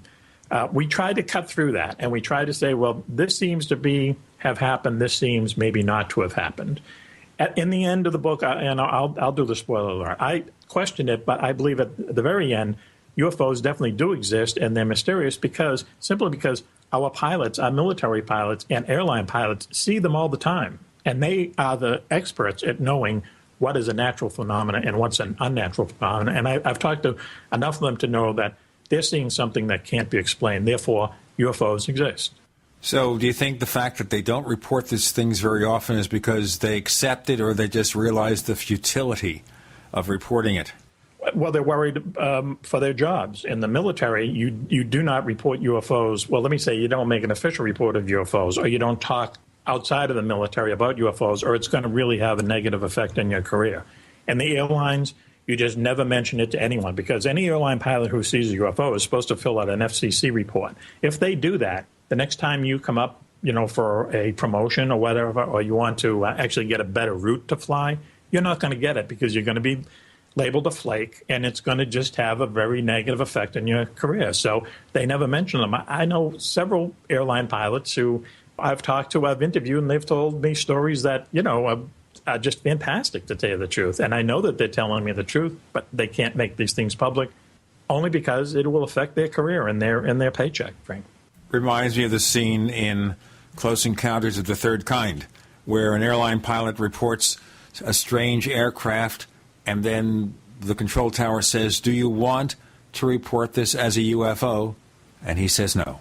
Mm-hmm. Right. Yeah, and then they asked the other pilot who was nearby, they said, "Do you want to report a UFO?" He says, I don't want to report one of those either. Right, exactly.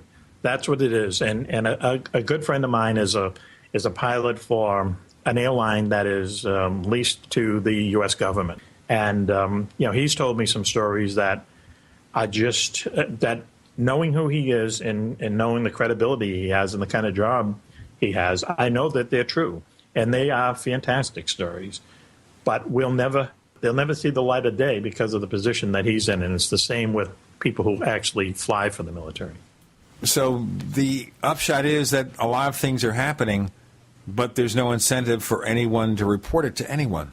Well, no incentive to report it outside the military or outside the airline industry. Yes, for sure. I mean, you're never going to hear those people talk about these things. Someone told me, someone who was very, very close, and I'll try to get this thing quick, who worked for NASA and is also a UFO researcher, told me that someone in very high authority told him that since 9/11, the number of, scrambled flights for UFOs has, gone up, 100-fold, because we are now looking closer at any kind of an aerial vehicle that's heading towards this country, because we have this idea of terrorism in mind. So more jets go up, more jets check out these things. Sometimes they turn out to be, something mundane, but as a result, our fighter pilots are seeing more and more UFOs because they're being scrambled more and more. That's interesting. I never thought about that, but it makes sense. Mm-hmm. When you're paranoid, you tend to create more scenarios to be paranoid about. Well, it's also, everything changed on 9/11 as far as the security of this country is concerned, and a lot of that has to do with scrambling jets to go up and look for things that might be heading for, New York or Washington, that shouldn't be heading there. And, the vast majority of them are going to turn out to be something where someone's radio is turned off, whatever. But because we're doing it more often, our fighter pilots are seeing more legitimate UFOs because they're up there more often. Oh, if we could only get a handle on those reports. We have Mack Maloney. The book is called Beyond Area 51, which means it's not the only place where strange things are going on. With Gene and Chris, it's strange here. You're in the Paracast.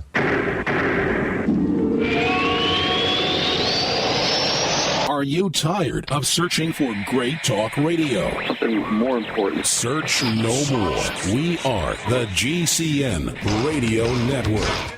Whether it's personal mail, whether it's business email, you want reliable, dependable delivery, freedom from spam, freedom from viruses. Well, Polaris Mail offers professional email hosting services for your personal or small business use. Each account uses 25 gigabytes of storage, an easy-to-use webmail interface, and full mobile sync. Sign up today for a 30-day free trial at polarismail.com, polarismail.com. So here's what happened. I was placing an order online. The site went down. It just stopped responding. It took hours before it returned, but I'd already placed the order with another company. If your site goes down, you could lose business. And if you have a business or personal site, you'll want to know it's easy to run and it will stay online. At iWeb, your site is hosted on one of the most reliable networks in the world. Check it out. iWeb.com. That's iWeb.com.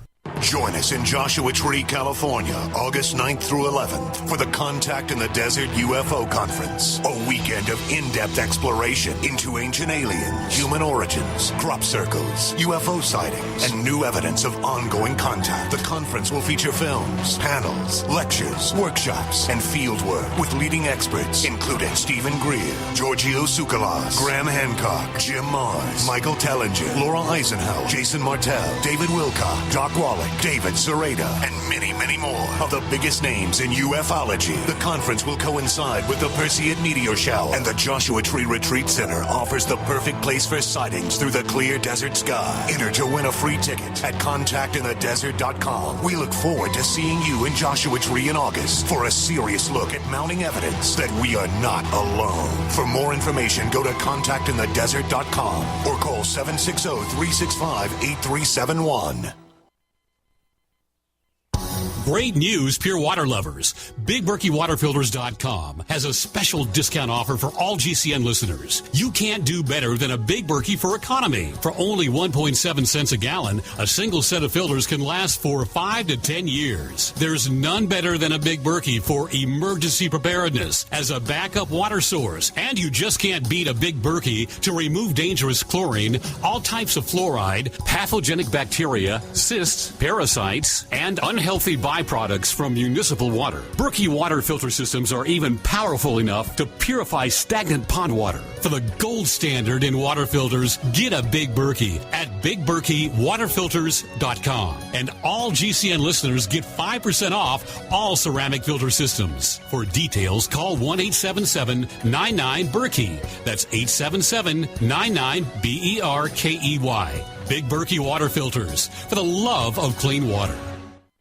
Hi, my name is Scott Fuchs, teacher and rowing coach for over 14 years. I was sluggish, overweight, on prescription drugs, and only 30-something. Fortunately, I was referred to Dr. Z, and happy to say Dr. Z's all-natural protocols over a consistent course resolved my health issues. I'm in the best shape of my life, and most importantly, on 0 medications. I'm Dr. Zdanowski, author of Evology, trained as a primary care physician, surgical manipulation under anesthesia, expert in nutrition, diet, weight loss, immune system, and I specialize in chiropractic. My 15 years of professional experience has taught me the 4 keys to vibrant health: a balanced musculoskeletal system, an integrated nervous system, a flowing lymphatic system, and a body filled with over 90 essential nutrients. This has been a secret too long. Actualize your potential, reverse disease. Call me, Dr. Z. 201-945-1177, 201-945-1177, evolyourself.com.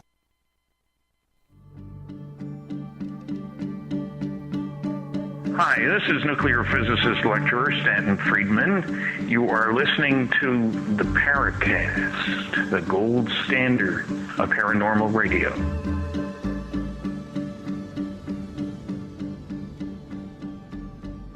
We are traveling beyond Area 51. Let's look at some of the other alleged bases where things may be going on. With Mack Maloney, author of Beyond Area 51, with Gene and Chris on the Paracast. Tell us about some more locales that maybe what we're about not the hearing old about. Soviet Union, Russia, Sure. the M Triangle, and some of the interesting events that have been documented over there over the years?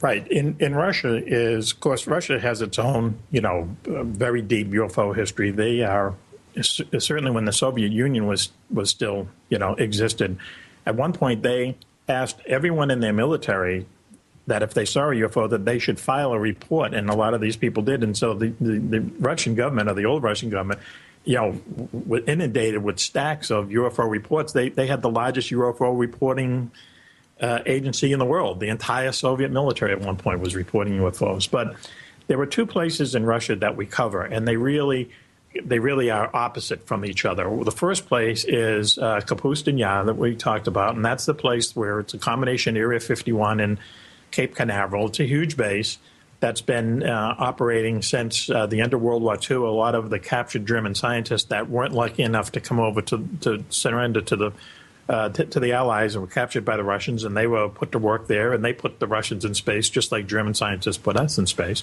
But there's a very famous fighter pilot, female fighter pilot, Marina Popovich, who is someone who is the equivalent of, let's say, I don't want to say Neil Armstrong, but someone who is very, very famous in aeronautical circles here in the United States. She claims that her jet fighter squadron, engaged in dogfights with UFOs over Kapustin Yar on a regular basis during the 50s and 60s. And she's someone she's more like Chuck Yeager, let's say. So if Chuck Yeager came out and said, I used to dogfight with UFOs over, some air base, Edwards Air Force Base in California, there'd be a lot of people who would tend to believe him. Well, this is the same case in Russia. And she's written a book about how, they were always chasing UFOs away from Kapustin Yar and getting into dogfights with them. And finally, they kind of came upon this kind of unspoken truth that if the UFOs, they tended to hang around when the Russians were going to launch something. So if they didn't scramble jets to interfere with UFOs, then the UFOs would not interfere with the launch. So, very, very strange place. Had a 3-hour UFO sighting there at one point where more than 50 people saw this UFO that kept hovering over these nuclear storage devices. The KGB did an extensive report on it and interviewed people extensively on it. And, of course, you have to ask the question, who would lie to the KGB? So you have to kind of take what these people told the KGB as truth. And that particular sighting had so much evidence that it actually went into a report that Lawrence Rockefeller, the brother of Nelson Rockefeller, funded and gave to President Clinton in the mid-'90s, which had a lot of really good evidence of a number of UFO sightings. What Clinton did with it, no one knows. But, because of Rockefeller, the name can open so many doors. He was actually able to hand a UFO investigative document to the President of the United States. Well, we know our own Chris O'Brien had some goings-on with Mr. Rockefeller. Mm-hmm. Well, he was an interesting guy. Finally someone who's a billionaire who was very interested in trying to get to the bottom of the UFO puzzle, and my hat's off to him. What the other place in Russia, too, is this place that Chris mentioned before called the M Triangle, which is at the exact opposite end of what's going on in Kapustin Yar. It's a 40-square-mile tract of land near the Ural Mountains in Russia, at a very isolated place. And before the Soviet Union fell, they wouldn't let any civilians go into the place, though there's lots of reports that the KGB would go into this place. But when the Soviet Union fell and the Russian government became a little more liberal, they allowed researchers and reporters to go in there. And it's just this very strange place. I mean, they see lots of UFOs, but lots of very odd things happen there. Like, they'll be camping out in a very heavily forest area, and yet they hear traffic as if it's passing by them just a few feet away. They hear like a choir noise. People report hearing like a choir singing in this place. Supposedly the animals don't have any fear of humans. The fish come right up to you if you're in the pond or a stream or something. Supposedly you can't make a cell phone call from anywhere in the M Triangle unless you're standing in this place that they call the call box, and it's just a 5-foot by 5-foot square that if you stand in the middle of it, you can make a cell phone call to any place in the world. People see the stars creating strange formations overhead. They see these odd spheres going overhead, seem to interact sometimes with people. But the most profound thing is that these reports that I kept coming upon, where people would go into the M Triangle and they would come out and they would be literally changed. Their personality would be changed. The Russians call it, they would have a new soul, where they would just have a better outlook on life. Some people went in there with diseases and they were cured. The best story that we dug up was this gentleman who was washed out of the Soviet military, was unemployed, became a journalist, got a gig to go and report on the M Triangle. He was there for 2 weeks, and when he came back out, he suddenly had this knowledge of astrophysics and astronomy and regular physics, and within 18 months he was a cosmonaut with really no formal training. In fact, People magazine did a story on the guy just because of his being in the M Triangle for a couple of weeks, and there's just dozens of stories like this about this place. It's just a fascinating place, and someone asked me the other day, of all the places in the book, where would I want to go first? I would like to go to the M Triangle first. Not the Bermuda Triangle. We don't hear much about the Bermuda Triangle anymore, Mac. Are there any recent stories that we can look at? Well, only that AUTEC, the Navy's Area 51, they built it right in the middle of the Bermuda Triangle, which in itself I find interesting. But, that's maybe another thing that's been kind of, overexposed or whatever. I still think it's a fascinating place because strange things do happen there. There's no doubt about it. And it really is a larger area than people think. It goes from Bermuda, and it goes right down to that part of Puerto Rico that Chris was talking about, encompasses all of the Bahamas. There's all kinds of strange paranormal stories that come out of the Bahamas, strange creatures living there and so on, and ghost ships and stuff like that. And, the Navy just chose to build their secret base right in the middle of this place. I think that's interesting. Certainly a fascinating way to explore what's going on. Now, in your work with Chris, you talked to our own Chris O'Brien about the Mysterious Valley. Any interesting insights you can offer? And we're getting near the end of this segment, so we'll continue through the next one. I have to thank Chris for his help in putting that chapter together, because he's really the person who should be speaking about it, not me. Just reported a lot of the information that he was very generous in giving me. That would be the second place I would want to go. In fact, I probably would go there first. Just the number of things that happened there, and it just begins with UFOs. It goes to ghosts and shadow people and flying humans and the works. A very strange place, once again, surrounded a place that has many military bases around it, surrounding it, doing classified work. It just kind of goes hand in hand with these strange things for some reason.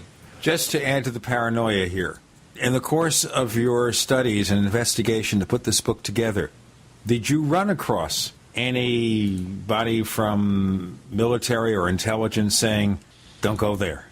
Well, no, but I have had a lot of trouble with my phones. I mean, that's the only way I can describe it. When I started promoting UFOs in wartime about 1.5 years ago, suddenly I started having trouble with my phone, being cut off, hearing echoing, hearing lots of static. And I've had people who work for the FBI tell me that my phone has been tapped, and I just don't want to believe it. But it's only when I'm talking about UFOs.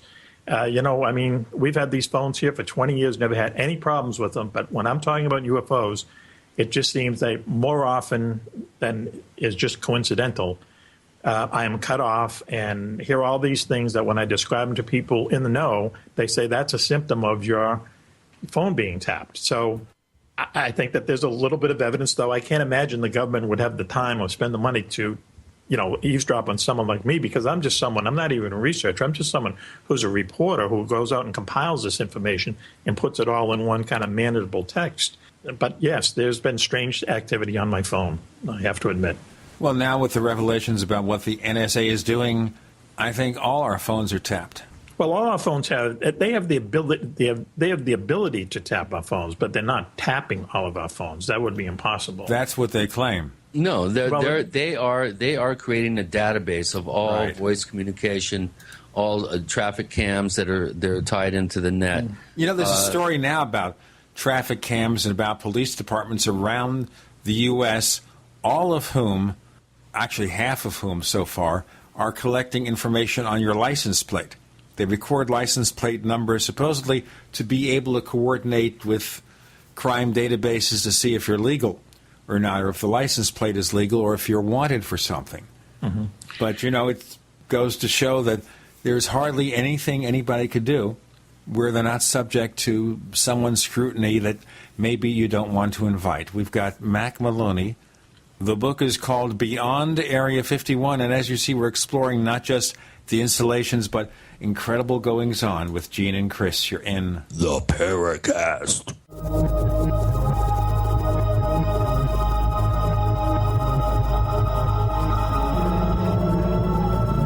The GCN Radio Network, providing the world with hard-hitting talk radio. GCN. Great talk radio starts here.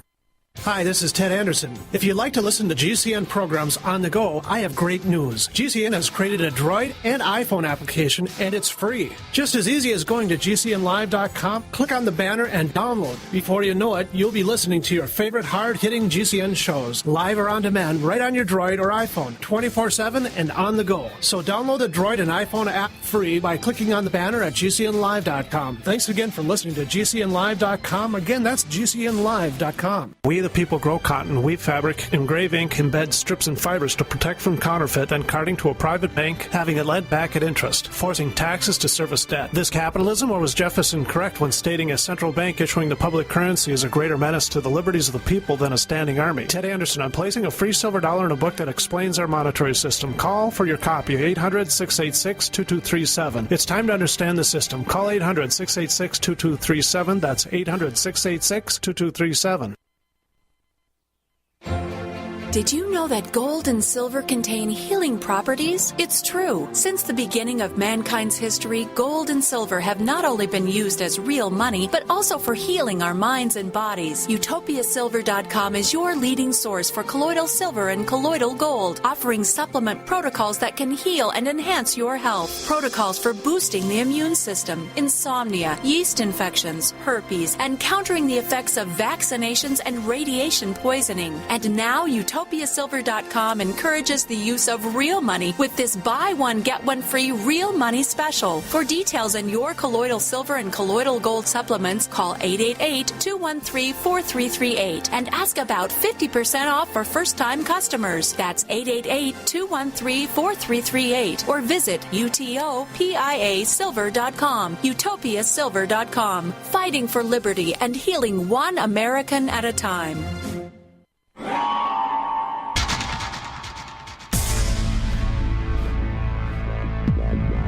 Welcome back to the Paracast, the gold standard of paranormal radio. And now, here's Gene Steinberg.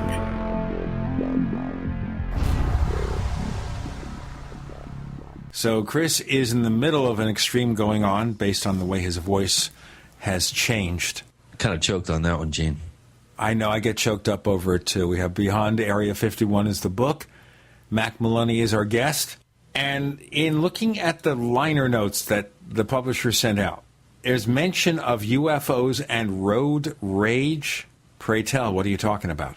Well, that occurs down in Australia. And again, it's very unusual that, at least some of the stories that I came upon, where it seems that like the UFOs that are in Australia or sighted in Australia are really kind of they're belligerent, I guess is the word for it. Usually UFO stories that you hear, they're mostly passive, and they're mostly kind of observing us or whatever. But down in Australia, there's a highway that goes through this place called the Nullarbor Plain, which it goes through a desert from the south central part of Australia to the western part of Australia. And there's nothing there. I mean, it's literally a desert and this highway that is the straightest stretch of highway in the world. And people travel this at night because it gets brutally hot during the day. And so many motorists have been, quote unquote, attacked by UFOs, harassed by UFOs there, that they put up a sign saying, literally, beware of the UFOs if you're driving on this highway. We give an instance of this family, a mother and 3 grown sons who were traveling on the highway late at night, saw this light, thought it was a truck coming in the opposite direction, but it turned out to be something that was actually airborne that just chased them. This really kind of terrifying episode for these people. Finally forced the car off the road, and the people saw the UFO. They smelt it. It was just really this kind of frightening UFO episode, and police investigated, and they said, there's nothing in their story that tells us that they're making it up, and there's just so many stories that comes from this particular part of Australia. And the reason may be because there was a secret testing facility very close to there called Woomera, which was where the British government tested its first atomic weapons. There's no place in the UK where you can test an atomic weapon because it's so small. So they brought this testing project out to Australia, took away Aboriginal land, by the way, by force, and started lighting off these nuclear weapons. And as soon as they did, all these kind of belligerent UFOs showed up, and they're still there. Very strange place. Australia's UFOs are different than any other UFOs in the world. Well, I always thought South America's UFOs were quite different. The sightings tend to be more vivid. Mm-hmm. Well, these are actually where they're attacking people and really just causing a lot of distress and things like that. I know that there have been stories about UFOs in Brazil that have actually attacked villages and stuff, but it just seems that this long, long history of UFOs in Australia, and they really just started, when the British started lighting off nuclear weapons there. And then there's this place called Pine Gap, which is literally in the middle of the geographic middle of Australia. We're talking about the NSA. This is a huge NSA listening station there where there's no one around except this base in a small village nearby.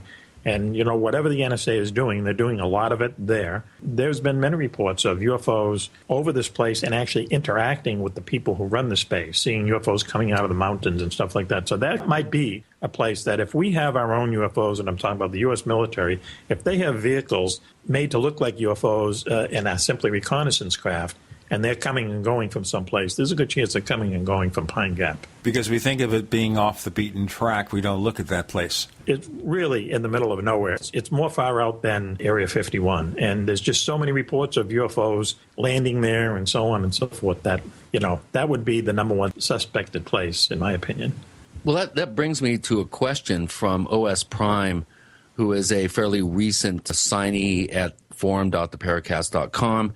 On our question thread for you, Mac, he has an interesting question. We briefly talked about Homestead Air Force Base earlier, and his question goes, I've noticed that some of these secret bases governments have around the world are usually built on or near areas that have some sort of abnormal phenomenon occurring in the past. Being a native of Miami, I've always been curious to know if the building of an Air Force base in Homestead would have anything to do with the supposed reverse magnetism used to build the Coral Castle just north of Homestead in Florida City. Any thoughts or insights? Interesting question. Right. The Coral Castle is, once again, it's a fascinating place. This gentleman who came from Eastern Europe wound up there, and he built this gigantic kind of castle and all kinds of things, but would never tell anyone how he did it. And he certainly didn't have any mechanical devices that you would need to build something like this. How he did it is a mystery.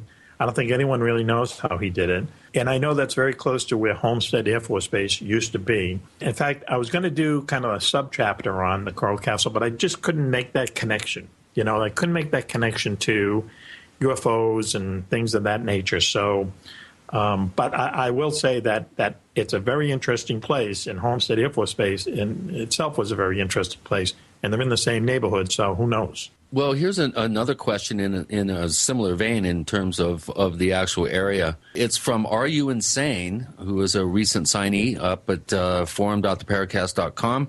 In answer to your question, no. I'm just curious. Hence the name, Are You Insane? Gene, I can't vouch for. Mac, I don't think you're insane. Me, maybe the jury's still out. I'll tell you what, Chris, I resemble that remark. Well, Mac, do you think any of the legends surrounding some locales like Homestead Air Force Base may actually be targeted disinfo to distract the public from actual government military research? Well, we know that they do those sorts of things in other areas. So, there's no way I could say patently, no, they don't do this. But as far as, where you would actually want to build an Air Force base, a lot of that has to do with political considerations. Senators always want some kind of a military facility in their state because, it generates a lot of federal income and people get jobs and so on and so forth. And these are the same military people, by the way, who scream, the same government officials, senators and congressmen who say, no pork, no, not all that money wasted. Oh, we've got a military base for you. Yeah, we want it here. Right. No pork for anyone but me is usually what it is. And the majority of the military bases in this country, are throughout the South and the Southwest because the weather is better there. And, when it comes to Air Force bases, that means that you can fly airplanes more than you could if you were up in Vermont or Massachusetts or something. So when they sit down and say, we're going to build a new Air Force base here, or here, I really can't believe that, the fact that it might be close to some kind of paranormal, have its own paranormal history would really come into the discussion. I tend to agree. I think it's more of a political and strategic situation in terms of location. But here's another one from a longtime poster, Dave M., who's been posting here, 6 years now. Welcome back, Dave. We haven't heard from you in a while. He'll keep posting till he gets it right. That's an insult. Don't take it seriously. Okay. Remember, you can ask questions of our guests and post them at our question thread at forum.theparacast.com. Mr. Maloney, you've said you've doubted that the Die Glock, or the bell, ever existed. That's the Nazi Bell Project, which we've discussed with Joseph Farrell and others in the past.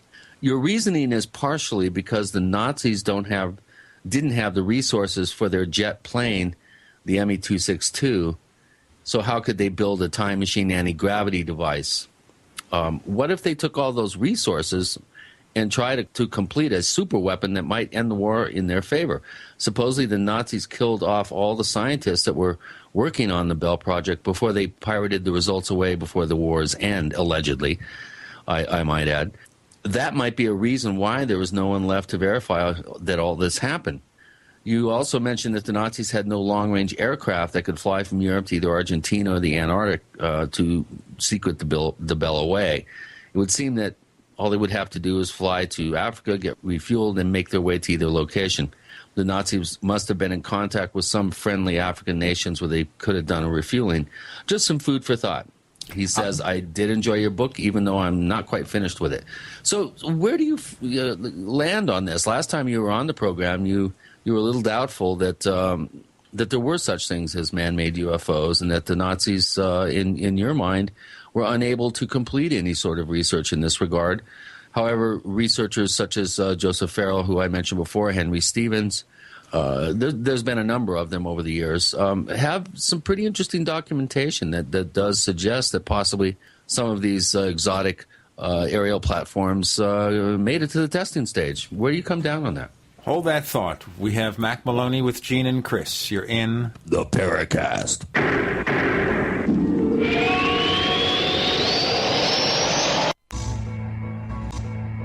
Is there a secret UFO agenda? Do strange creatures from the darkest corners of the mind roam the earth? Is there evidence for mind control, time travel, or devious government conspiracies? Find out the inside scoop on the latest conspiracies, paranormal activity, and Fortean phenomena when you subscribe to Tim Beckley's Conspiracy Journal.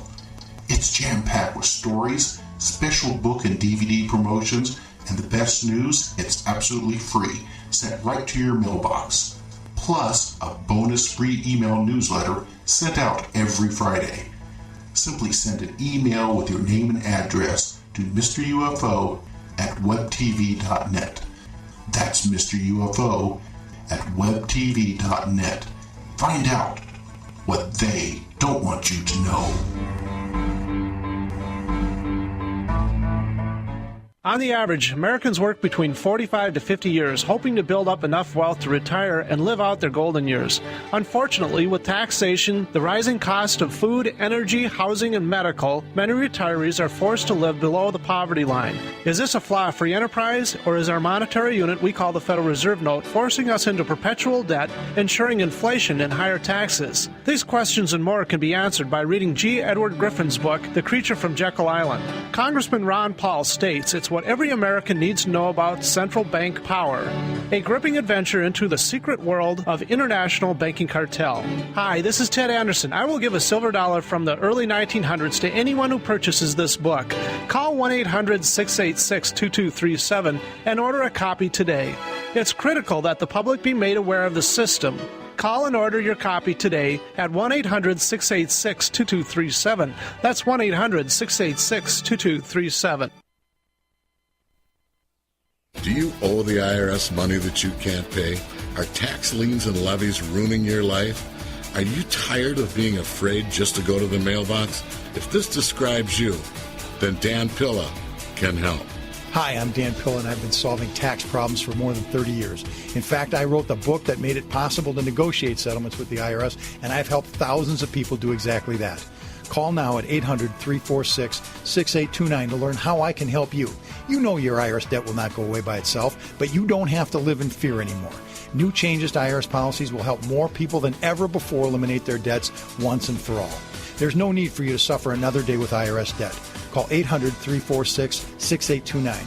I can help you eliminate wage and bank levies, release tax liens, and negotiate a settlement with the IRS that will put your tax nightmare behind you forever. Call 800-34-NO-TAX or go to my website, taxhelponline.com. That's taxhelponline.com. Weakened by GMOs, stressed out about money, and blasted by the electric environment. Hi, I'm Pastor Jenny, and that was the state I was in back in 2010. Then I learned about RNA drops. I learned that 97% of my DNA that scientists have called junk is actually packed with millions of gene switches that play a critical role in controlling how my cells, organs, and other tissues behave. I learned I don't have to put up with disease, decay, or decline like I'd been conditioned to believe. I began taking RNA drops, a 100% natural formula designed to turn on those switches and provide me with amazing health and joy. Learn more about RNA drops and order a free sample today. Visit rnafreesample.com. That's rnafreesample.com or call toll-free 888-577-3703. Pay only shipping and handling for a free 30-day supply of RNA drops. Get the information you need and the health you want at rnafreesample.com. We'd like to hear from you. If you have a comment or question about the Paracast, send it to news@theparacast.com. That's news@theparacast.com. And don't forget to visit our famous Paracast community forums at forum.theparacast.com. Okay, another long question from Chris O'Brien based on the comments from our listeners in the question bank at forum.theparacast.com. Our guest is Mack Maloney, author of a number of books, including Beyond Area 51. Mack, you've had a couple of moments there to digest the question. What's your response?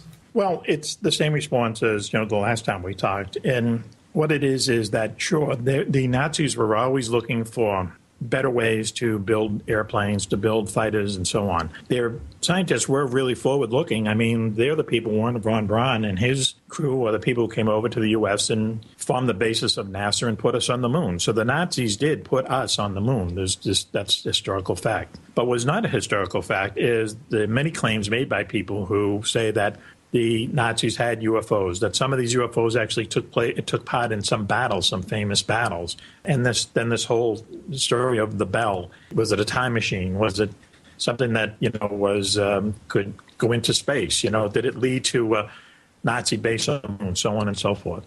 My response to it is that it's all nonsense. All you have to do is look at the numbers. To put together the U.S. atomic bomb, the first atomic bomb, took people working in 16 different states, and a lot of it was coordinated out of Oak Ridge. It took $25 billion. It took more than 150,000 people working on it, and it took them more than 4 years to do it. It was a very extensive program that left a lot of footprints once the atom bomb was finally revealed to the public. When we went into Germany after World War II, nothing even faintly close to any kind of a infrastructure like that was found that would be needed for the Nazis to be looking into time machines, perpetual motion machines, UFOs that actually could take part in dogfights, so on and so forth. And I really find this very disturbing. People who kind of look into these things, because in a way, whether they know it or not, it's just prolonging the Nazi myth as being Supermen. And I just think that if anyone has the wherewithal to actually sit down and write a book about UFOs, I think they should write a book about UFOs that would get us closer to figuring out what they are and not basically make up these stories about what Supermen the Nazis were. If the Nazis had this kind of technology, why did they lose the war?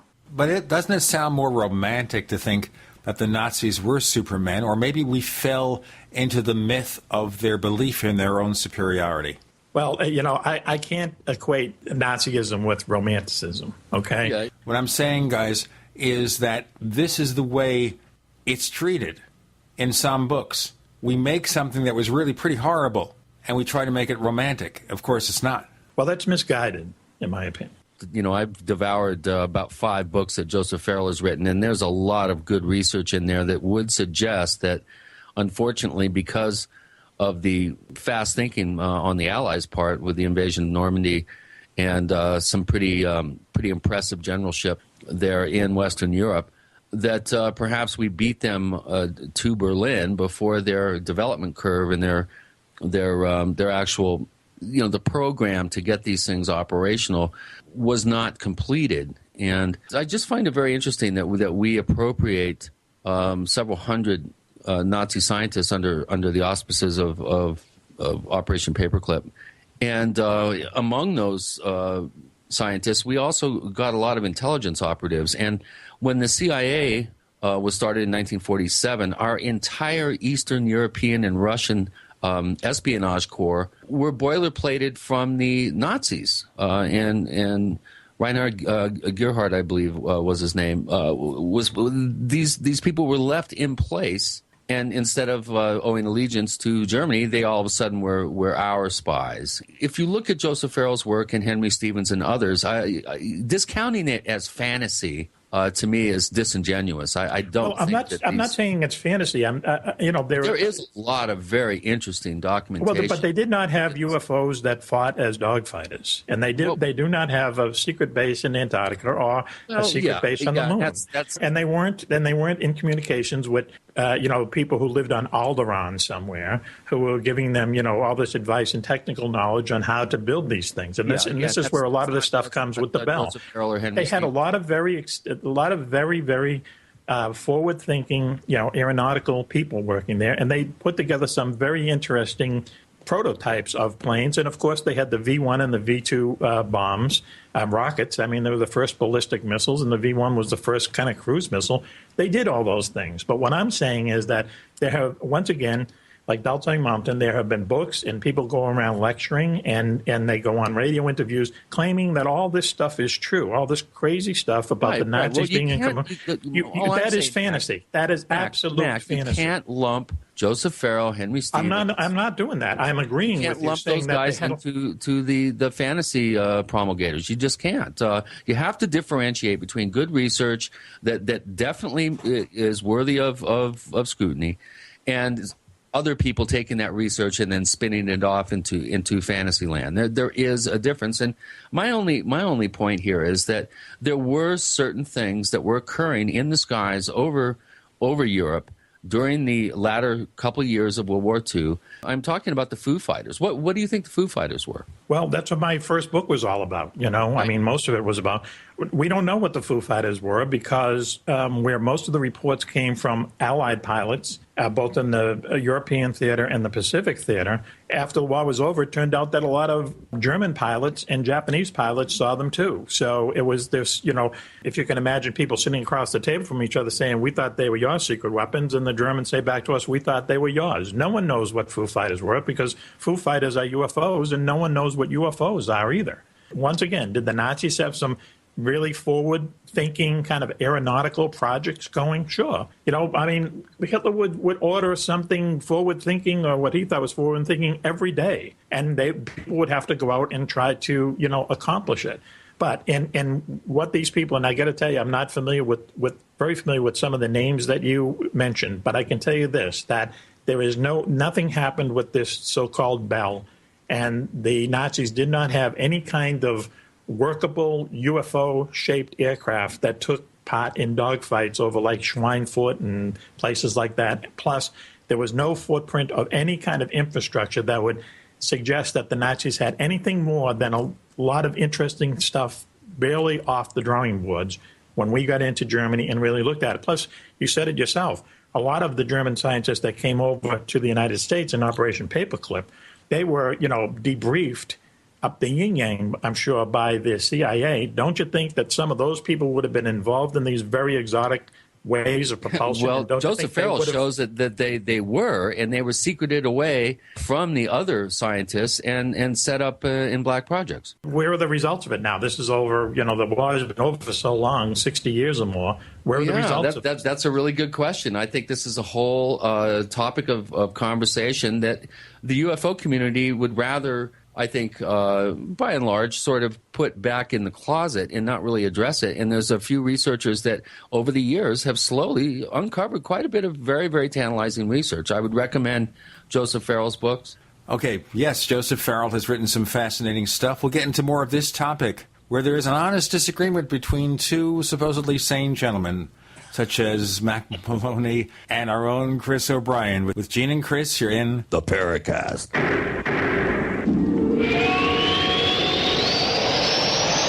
America's #1 source for independent talk radio for over a decade. We are the GCN Radio Network. Graphic Converter is the image manipulation tool for the rest of us. It does not use any database. You get full control of all your files. Want to view the images of a folder? Drag it into Graphic Converter, and a powerful browser opens up to show your image files. You could use it for slideshows. You could use it to import images from digital cameras or from scanners. Need to do some image editing? You can do that too in Graphic Converter. Also print catalogs. Convert from so many formats I can't even list them. Download now to see if Graphic Converter is good for you, like 1.5 million other users. Guess what? You could save money when you buy Graphic Converter. Use the coupon code Night Owl. Use the coupon code Night Owl to get a special price for Graphic Converter. Go to lemkesoft.com. That's LEMKEsoft.com. Lemkesoft.com. LEMKEsoft.com. Time and time again. You need to come here and help us. We need assistance, please. Those we should be able to depend on let us down. Federal and state and local officials saying help is on the way. Well, the folks here in Bell Harbor say, show me. Don't depend on the government to save you. Take action now so that you're prepared for the next disaster with MyPatriotSupply.com. Get the best prices on storable food, non-GMO seeds, water filtration devices, home canning equipment, survival and self-reliance books, and more at MyPatriotSupply.com. Call 866-229-0927. We are hurting down here, and we need help immediately. Before it's time to survive, it's time to prepare. MyPatriotSupply.com. MyPatriotSupply.com. Hi, this is Steve Sanchez, and based on a recent study, it was found that 57 million Americans had legal issues over the last 12 months, but only 60% of those studied sought out the services of a lawyer. Why? In a nutshell, affordability. Well, my friends at Legal Shield have created a solution that can help you not if, but when you need an attorney. For as little as $17 per month, Legal Shield will provide you unlimited access to qualified attorneys at an accomplished law firm for advice and counsel on legal issues no matter matter how serious or trivial. For over 40 years and with 1.4 million families across North America, Legal Shield can help you, the loyal GCN listener. Representatives are standing by now to answer your questions, so call them now at 1-855-340-SAVE. That's 1-855-340-7283, or visit them at lsprotection.com. That's lsprotection.com. Ceramic body armor is rated to stop 6 hits. But what about the 7th? Unlike ceramic or Kevlar, Infidel body armor is proven to take hit after hit, and it just won't quit. Reasonably priced and designed for the smart civilian prepper, Infidel stops hundreds of hits from small arms to high-powered rifles. That means safety and peace of mind. Buy yours at InfidelBodyArmor.com. Spelled INFIDEL BodyArmor.com. Infidel Body Armor just won't quit. When you need it the most, will your generator, power equipment, or vehicle be ready? Gas and diesel fuels go bad quickly when stored, and more than half of generator failures during disasters occur as a result of expired fuel. PRI fuel stabilizers keep your fuel fresh for when you need it most. Nuclear power stations, emergency service providers, and ships at sea rely on PRI fuel stabilizers. And you can too. Call 888-776-9373 or visit PRIproducts.com to find the dealer nearest you. Hello, this is Rosemary Ellen Guiley, and you're listening to the Paracast, the gold standard of paranormal radio.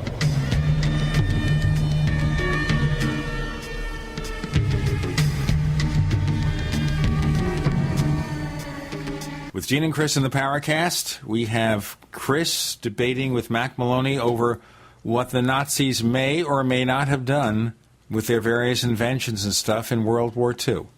Well, it's just the whole subject, Gene, of man-made UFOs. I think our capabilities aeronautically are light years ahead of what our government has officially and publicly acknowledged. I don't think Mack has any disagreement with that.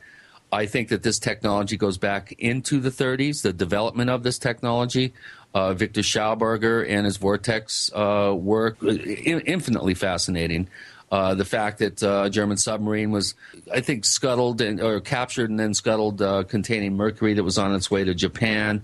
There's some very interesting little vignettes here and there that most people don't know about that do tie into an overall kind of overarching picture that I feel deserves more research. I don't buy into these theories lock, stock, and barrel, but it definitely is worthy of our further investigation and research. And Mack, I really enjoyed your first book when you were on the first time. Was it UFOs during wartime, correct?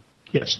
Some of the events and reports that you unearthed in that book are really impressive. I think most people aren't aware of how extensive the Foo Fighter phenomenon was, for instance. And there are some very, very tantalizing clues that suggest that some of these things may have had very terrestrial origins.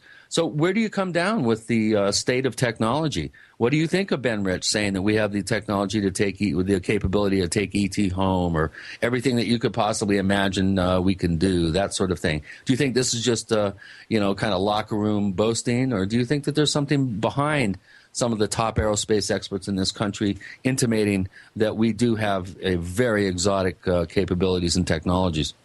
I've seen the Ben Rich, quote, and, I'm not really sure what the context of him talking was, but I will just go back to this. If we had some kind of, let's just say there was some kind of really exotic technology that the Germans had, and Werner von Braun and his group were the people, as I said before, who created the foundation of NASA and put us on the moon.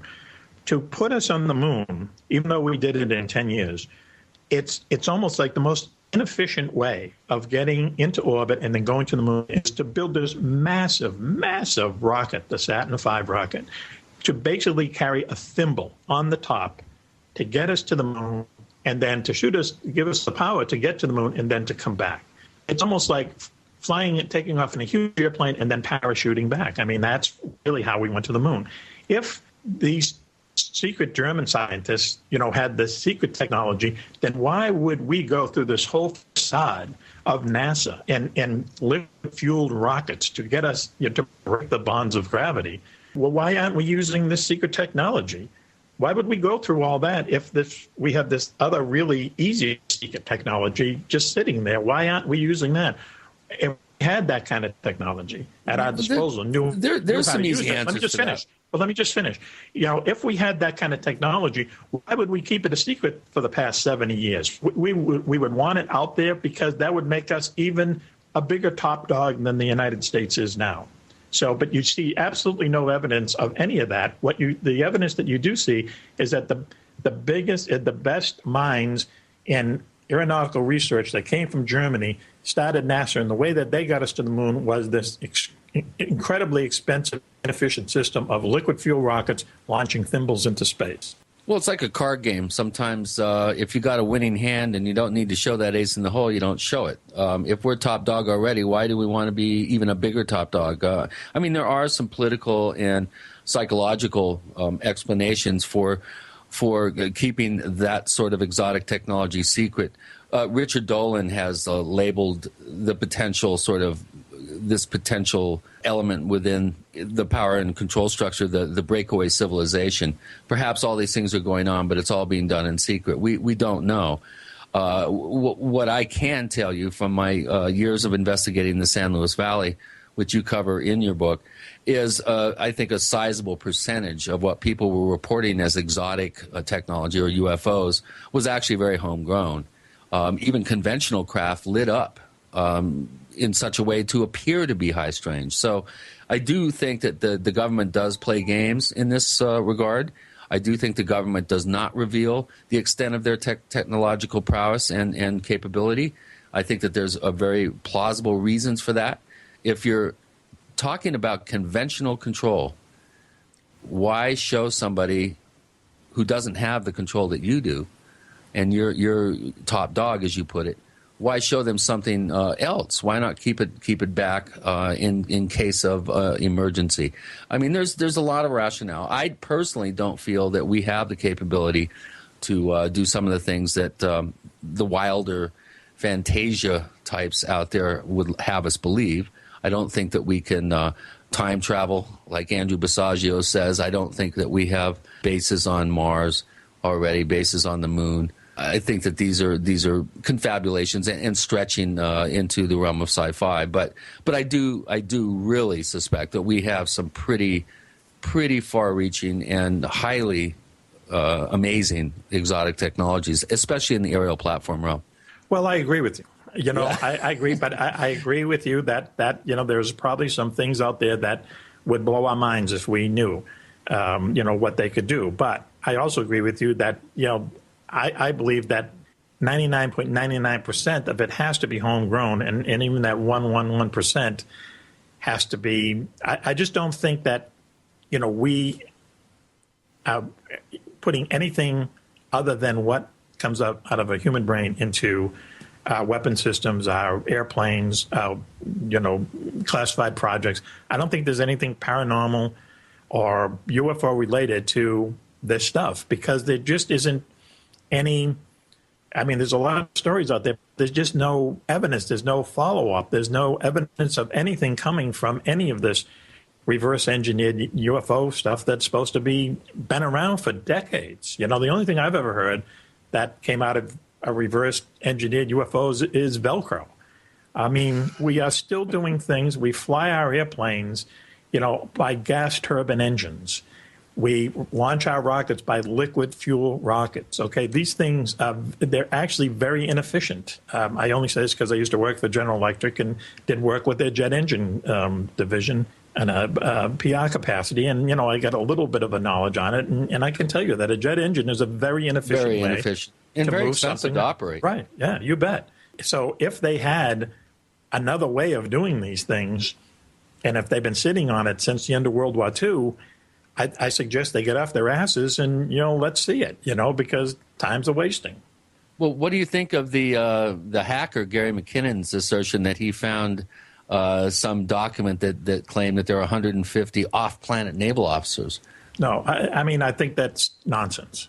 I think it's just nonsense. And what are they doing? I mean, I've heard that NASA, of all agencies has the secret space force of these people flying around out to the moon and Mars and everything. Well, no, it was the U.S. Navy was the quote. But what are they doing? Are they just flying around out there, looking around, and do any of them get killed? Is this thing, is this kind of a project that that never have had an accident? No one's ever died in the line of duty, and that means that all of their families would have to keep this secret, and their families would have to keep it secret. These days, nothing. It's very, very hard.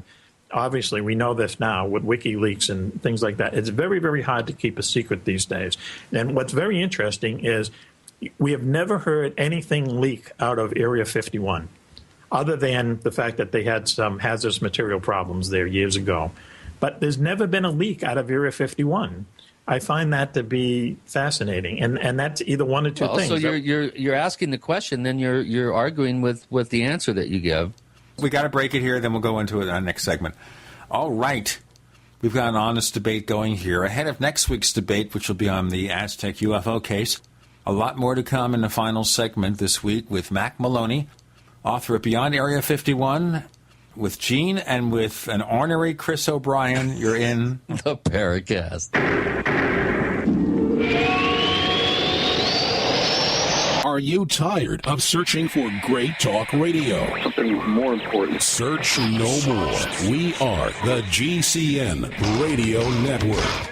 If you want to get your website online and you need reliable service, first-class service at the lowest possible price, there's only one place to go. Well, DreamHost has a special promotion with our show where they'll offer you unlimited disk space, unlimited bandwidth, one-click web apps such as WordPress, 24/7 support. You can save over $55. You want to know how? Go to dreamhost.com/radio, dreamhost.com/radio. Whether it's personal mail, whether it's business email, you want reliable, dependable delivery, freedom from spam, freedom from viruses. Well, Polaris Mail offers professional email hosting services for your personal or small business use. Each account uses 25 gigabytes of storage, an easy-to-use webmail interface, and full mobile sync. Sign up today for a 30-day free trial at polarismail.com, polarismail.com.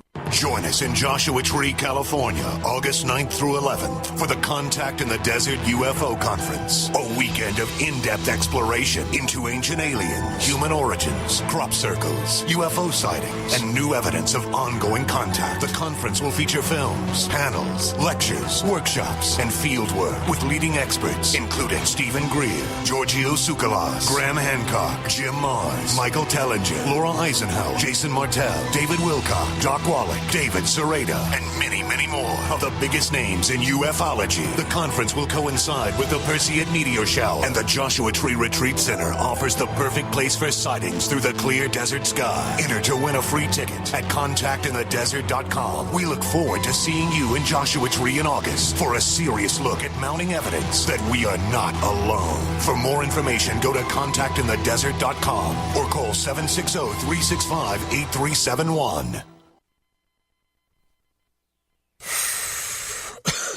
Are you still a traditional smoker? Now experience a new lifestyle and try vaping with e-cigarettes by LeSig.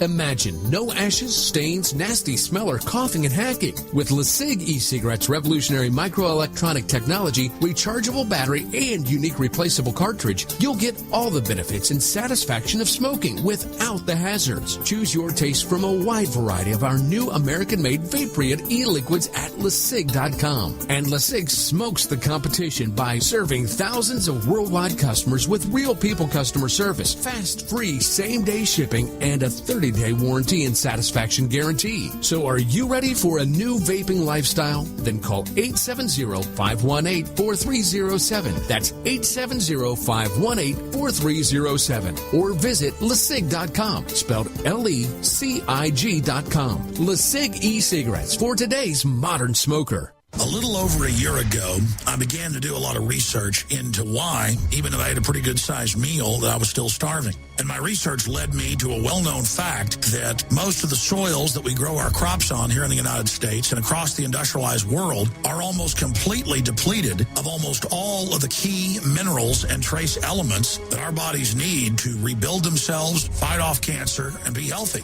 I then searched out the best vitamin and mineral company out there and discovered Youngevity. The Youngevity products are designed to give you the real nutrition you need, and once you've got that, you don't have to eat as much to be satisfied. I've lost 37 pounds in 2 months, simply getting the vitamins and minerals I need. Check it out for yourself. It's incredible. Go to InfoWarsTeam.com today and order your first canister of Beyond Tangy Tangerine Complete Multivitamin Mineral Complex Dietary Supplement. That's InfoWarsTeam.com.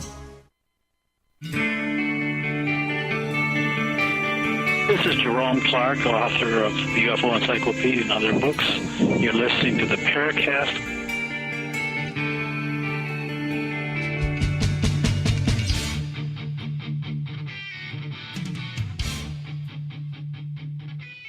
Chris O'Brien had some responses to make to Mack Maloney about the state of our secret development, whether if we had recovered alien technology 60 years ago, why wouldn't we know anything about it? Well, you know what?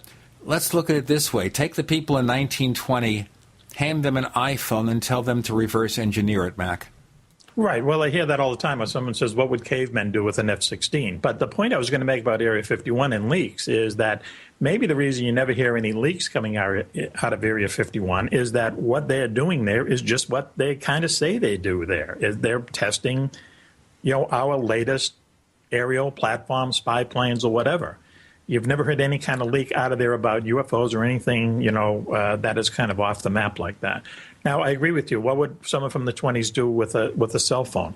I don't know, but they would talk about it, and I think that maybe someone would be able to figure it out in the 1920s. I don't know. Okay, but that also goes back to your earlier statement. You think something might have happened in Aztec, New Mexico. So if they recovered a UFO there in 1948, where did it go? Mm-hmm. And what did we learn from it? Wouldn't it have been reverse engineered if it was an alien craft? We try at least? That I don't know. I don't think anyone has the answer to that question. All I said about Aztec is that, to me, there seems to be more credible evidence that something unusual happened there than at Roswell. And one thing was interesting because I've talked to Scott Ramsey and his wife a number of times. And one of the things I like about their book is, and I'm certainly going to tune in for this debate that you're going to have next week, is that they put in these little details that you would never really think about. For instance, they said that when this thing crashed, whatever it was, and witnesses were gathered around it, and they were told the military was on its way, that the first military presence arrived in a helicopter. Now, helicopters weren't really, they didn't even have helicopters in World War II. Helicopters were a new exotic technology back then. And when people saw this helicopter coming, they didn't know what the heck it was, Just those little details tells me, maybe something really did happen there, but how do we know that what crashed there wasn't some kind of, as we were saying before, some kind of our own top secret vehicle? They would have done the same thing. They would have, recovered it. And I know they had to lay a cement platform there so they could get a crane in to lift it up. And, and I just don't know. All I meant about Aztec is that I just think that there's more credible evidence that something unusual happened in Aztec than at, for instance, Roswell. Well, I really don't know what to say to that. I've listened to both sides of the argument, both the Ramsey's side. I have the book, and of course, detractors of the Aztec case. Of course, it all falls down, I think, to the original germ of the story in the Frank Scully account. And that is really fraught with a lot of questionable elements. There's some questionable characters that help get the myth started in the initial going. So I think the jury's going to be out on all these cases until somebody comes forward with some sort of physical proof some sort of unassailable document, material from a crash site, photographs that can be analyzed and proven to be real. I think anything short of that, we're still just seeing the birth of new myth, the birth of cultural memes that are propagated by the fantasia types out there who take these stories and run with it. You know, this whole, I just read the Ken Kasten book, Project Serpo, which to me is one of the, I mean, it would make a great screenplay. It really would. But to take that at face value and say, yep, we went to Zeta Reticuli, 2 of our guys died, the rest were able to come back, and they lived out there. I don't know. I'm with you on having to suspend my disbelief only to a certain extent when it comes to a lot of these stories, Mac. Are you familiar with the Ken Kasten book and Project Serpo and that whole? No. I mean, I suppose I've heard about it in passing, but there's only so much I can read, you know. Some of the stuff that just seems too fantastic, and you mentioned a couple of people early in the program, what they have gone around saying. I mean, I look at it, more in a humorous way, but it just bothers me. It just bothers me a lot that so much of that stuff is out there. And well, it doesn't bother me it's out there. It bothers me that people believe it. Well, it's out there because people believe it and vice versa. But it really clouds the whole, what I think is the primary issue here, is that at some point we have to get the scientific community to look into UFOs. And I know just like airline pilots don't report them, military pilots don't report it, no scientist, no credible scientist wants to get anywhere near investigating UFOs because it's going to be just a downer on his career. Right, exactly. But at some point, the scientific community will look into UFOs. I hate to say it, but it's probably not going to be the American scientific community. It's probably going to be the Chinese who actually, say, let's look into this and let's see if we can solve this puzzle. Before that happens, to have all of this noise out there, I think just further clouds the issue. And if the government if they do have a policy of trying to keep this stuff as secret as possible by disinformation and deflection, that all the noise out there is just doing nothing but helping them in that quest. Yeah. If there was just some way we could, just part the clouds of all this nonsense and really get down to stuff that really looks like something might have happened there, like Aztec, and have scientists actually go in, look at the evidence, and look at it in a scientific way. That's the only way we're going to figure this out. And we're not going to figure it out by, books that are supposedly nonfiction, but as you say, would make great screenplays.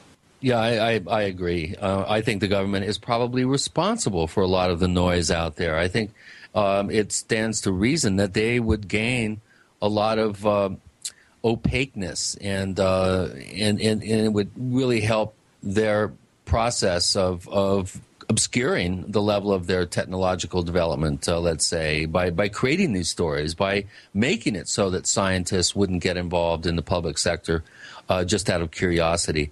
The giggle factor, obviously, is one of the biggest hurdles that we have to contend with in the UFO subject. And I really have a strong suspicion that artful disinformation by the government has played a large part in muddying the waters. Well, maybe what they're trying to do is cover up their ignorance of this stuff. I believe, as I said before, that the U.S. military has more information about UFOs, more evidence that they exist, but I really don't think that they know where they come from or who is controlling them.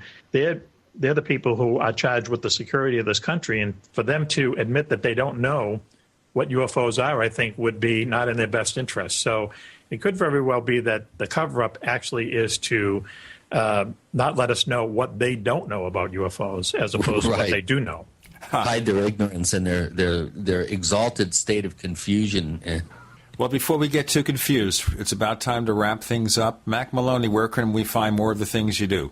Well, the book Beyond Area 51 is published by Putnam Press, so it's in every bookstore across the country and in Canada. And Attack on Area 51 is a $2 download from Amazon.com. The best place to go, you have to, the publisher always wants me to remind people to go into their local bookstores, but if you can, just go to Amazon.com and type in Mack Maloney, and you'll see all the stuff that we've been doing. A reminder that next week we have the monumental Aztec Great Debate. Did I say monumental? We'll be featuring Scott Ramsey, who is one of the authors of a book that is in favor of the possibility that there was a UFO crash at Aztec, New Mexico in 1948. On the other side of the coin, we'll be featuring Kevin Randall, who has said there's absolutely nothing to it. And listeners, you have a chance to post your own questions at forum.theparacast.com. Check out our forums. Check out the question bank to post your question ahead of next week's episode. Chris has some great stuff coming out. He's got a new book that he's working on that will be out probably in a month or two called Stalking the Herd, all about cattle mutilations and about a reality check as to what they really are. His site is OurStrangePlanet.com. That's OurStrangePlanet.com. You can find us on Twitter, where we are known as the Paracast. Once again, that's the Paracast on Twitter. We are on Facebook. There are 2 Paracast fan clubs under one account. We want to combine them. Anyone who can help us, we appreciate it. Or just visit us at theparacast.com or on the GCN network. Mack Maloney, thank you so much for talking with us this week on the Paracast. Well, thanks very much. And I want to thank Chris for helping me put that chapter together on the St. Louis Valley in the book. Thanks a lot, Chris. My pleasure.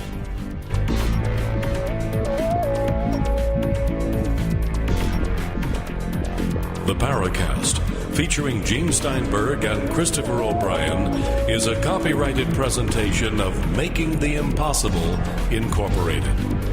Tune in next week for a new adventure in The Paracast.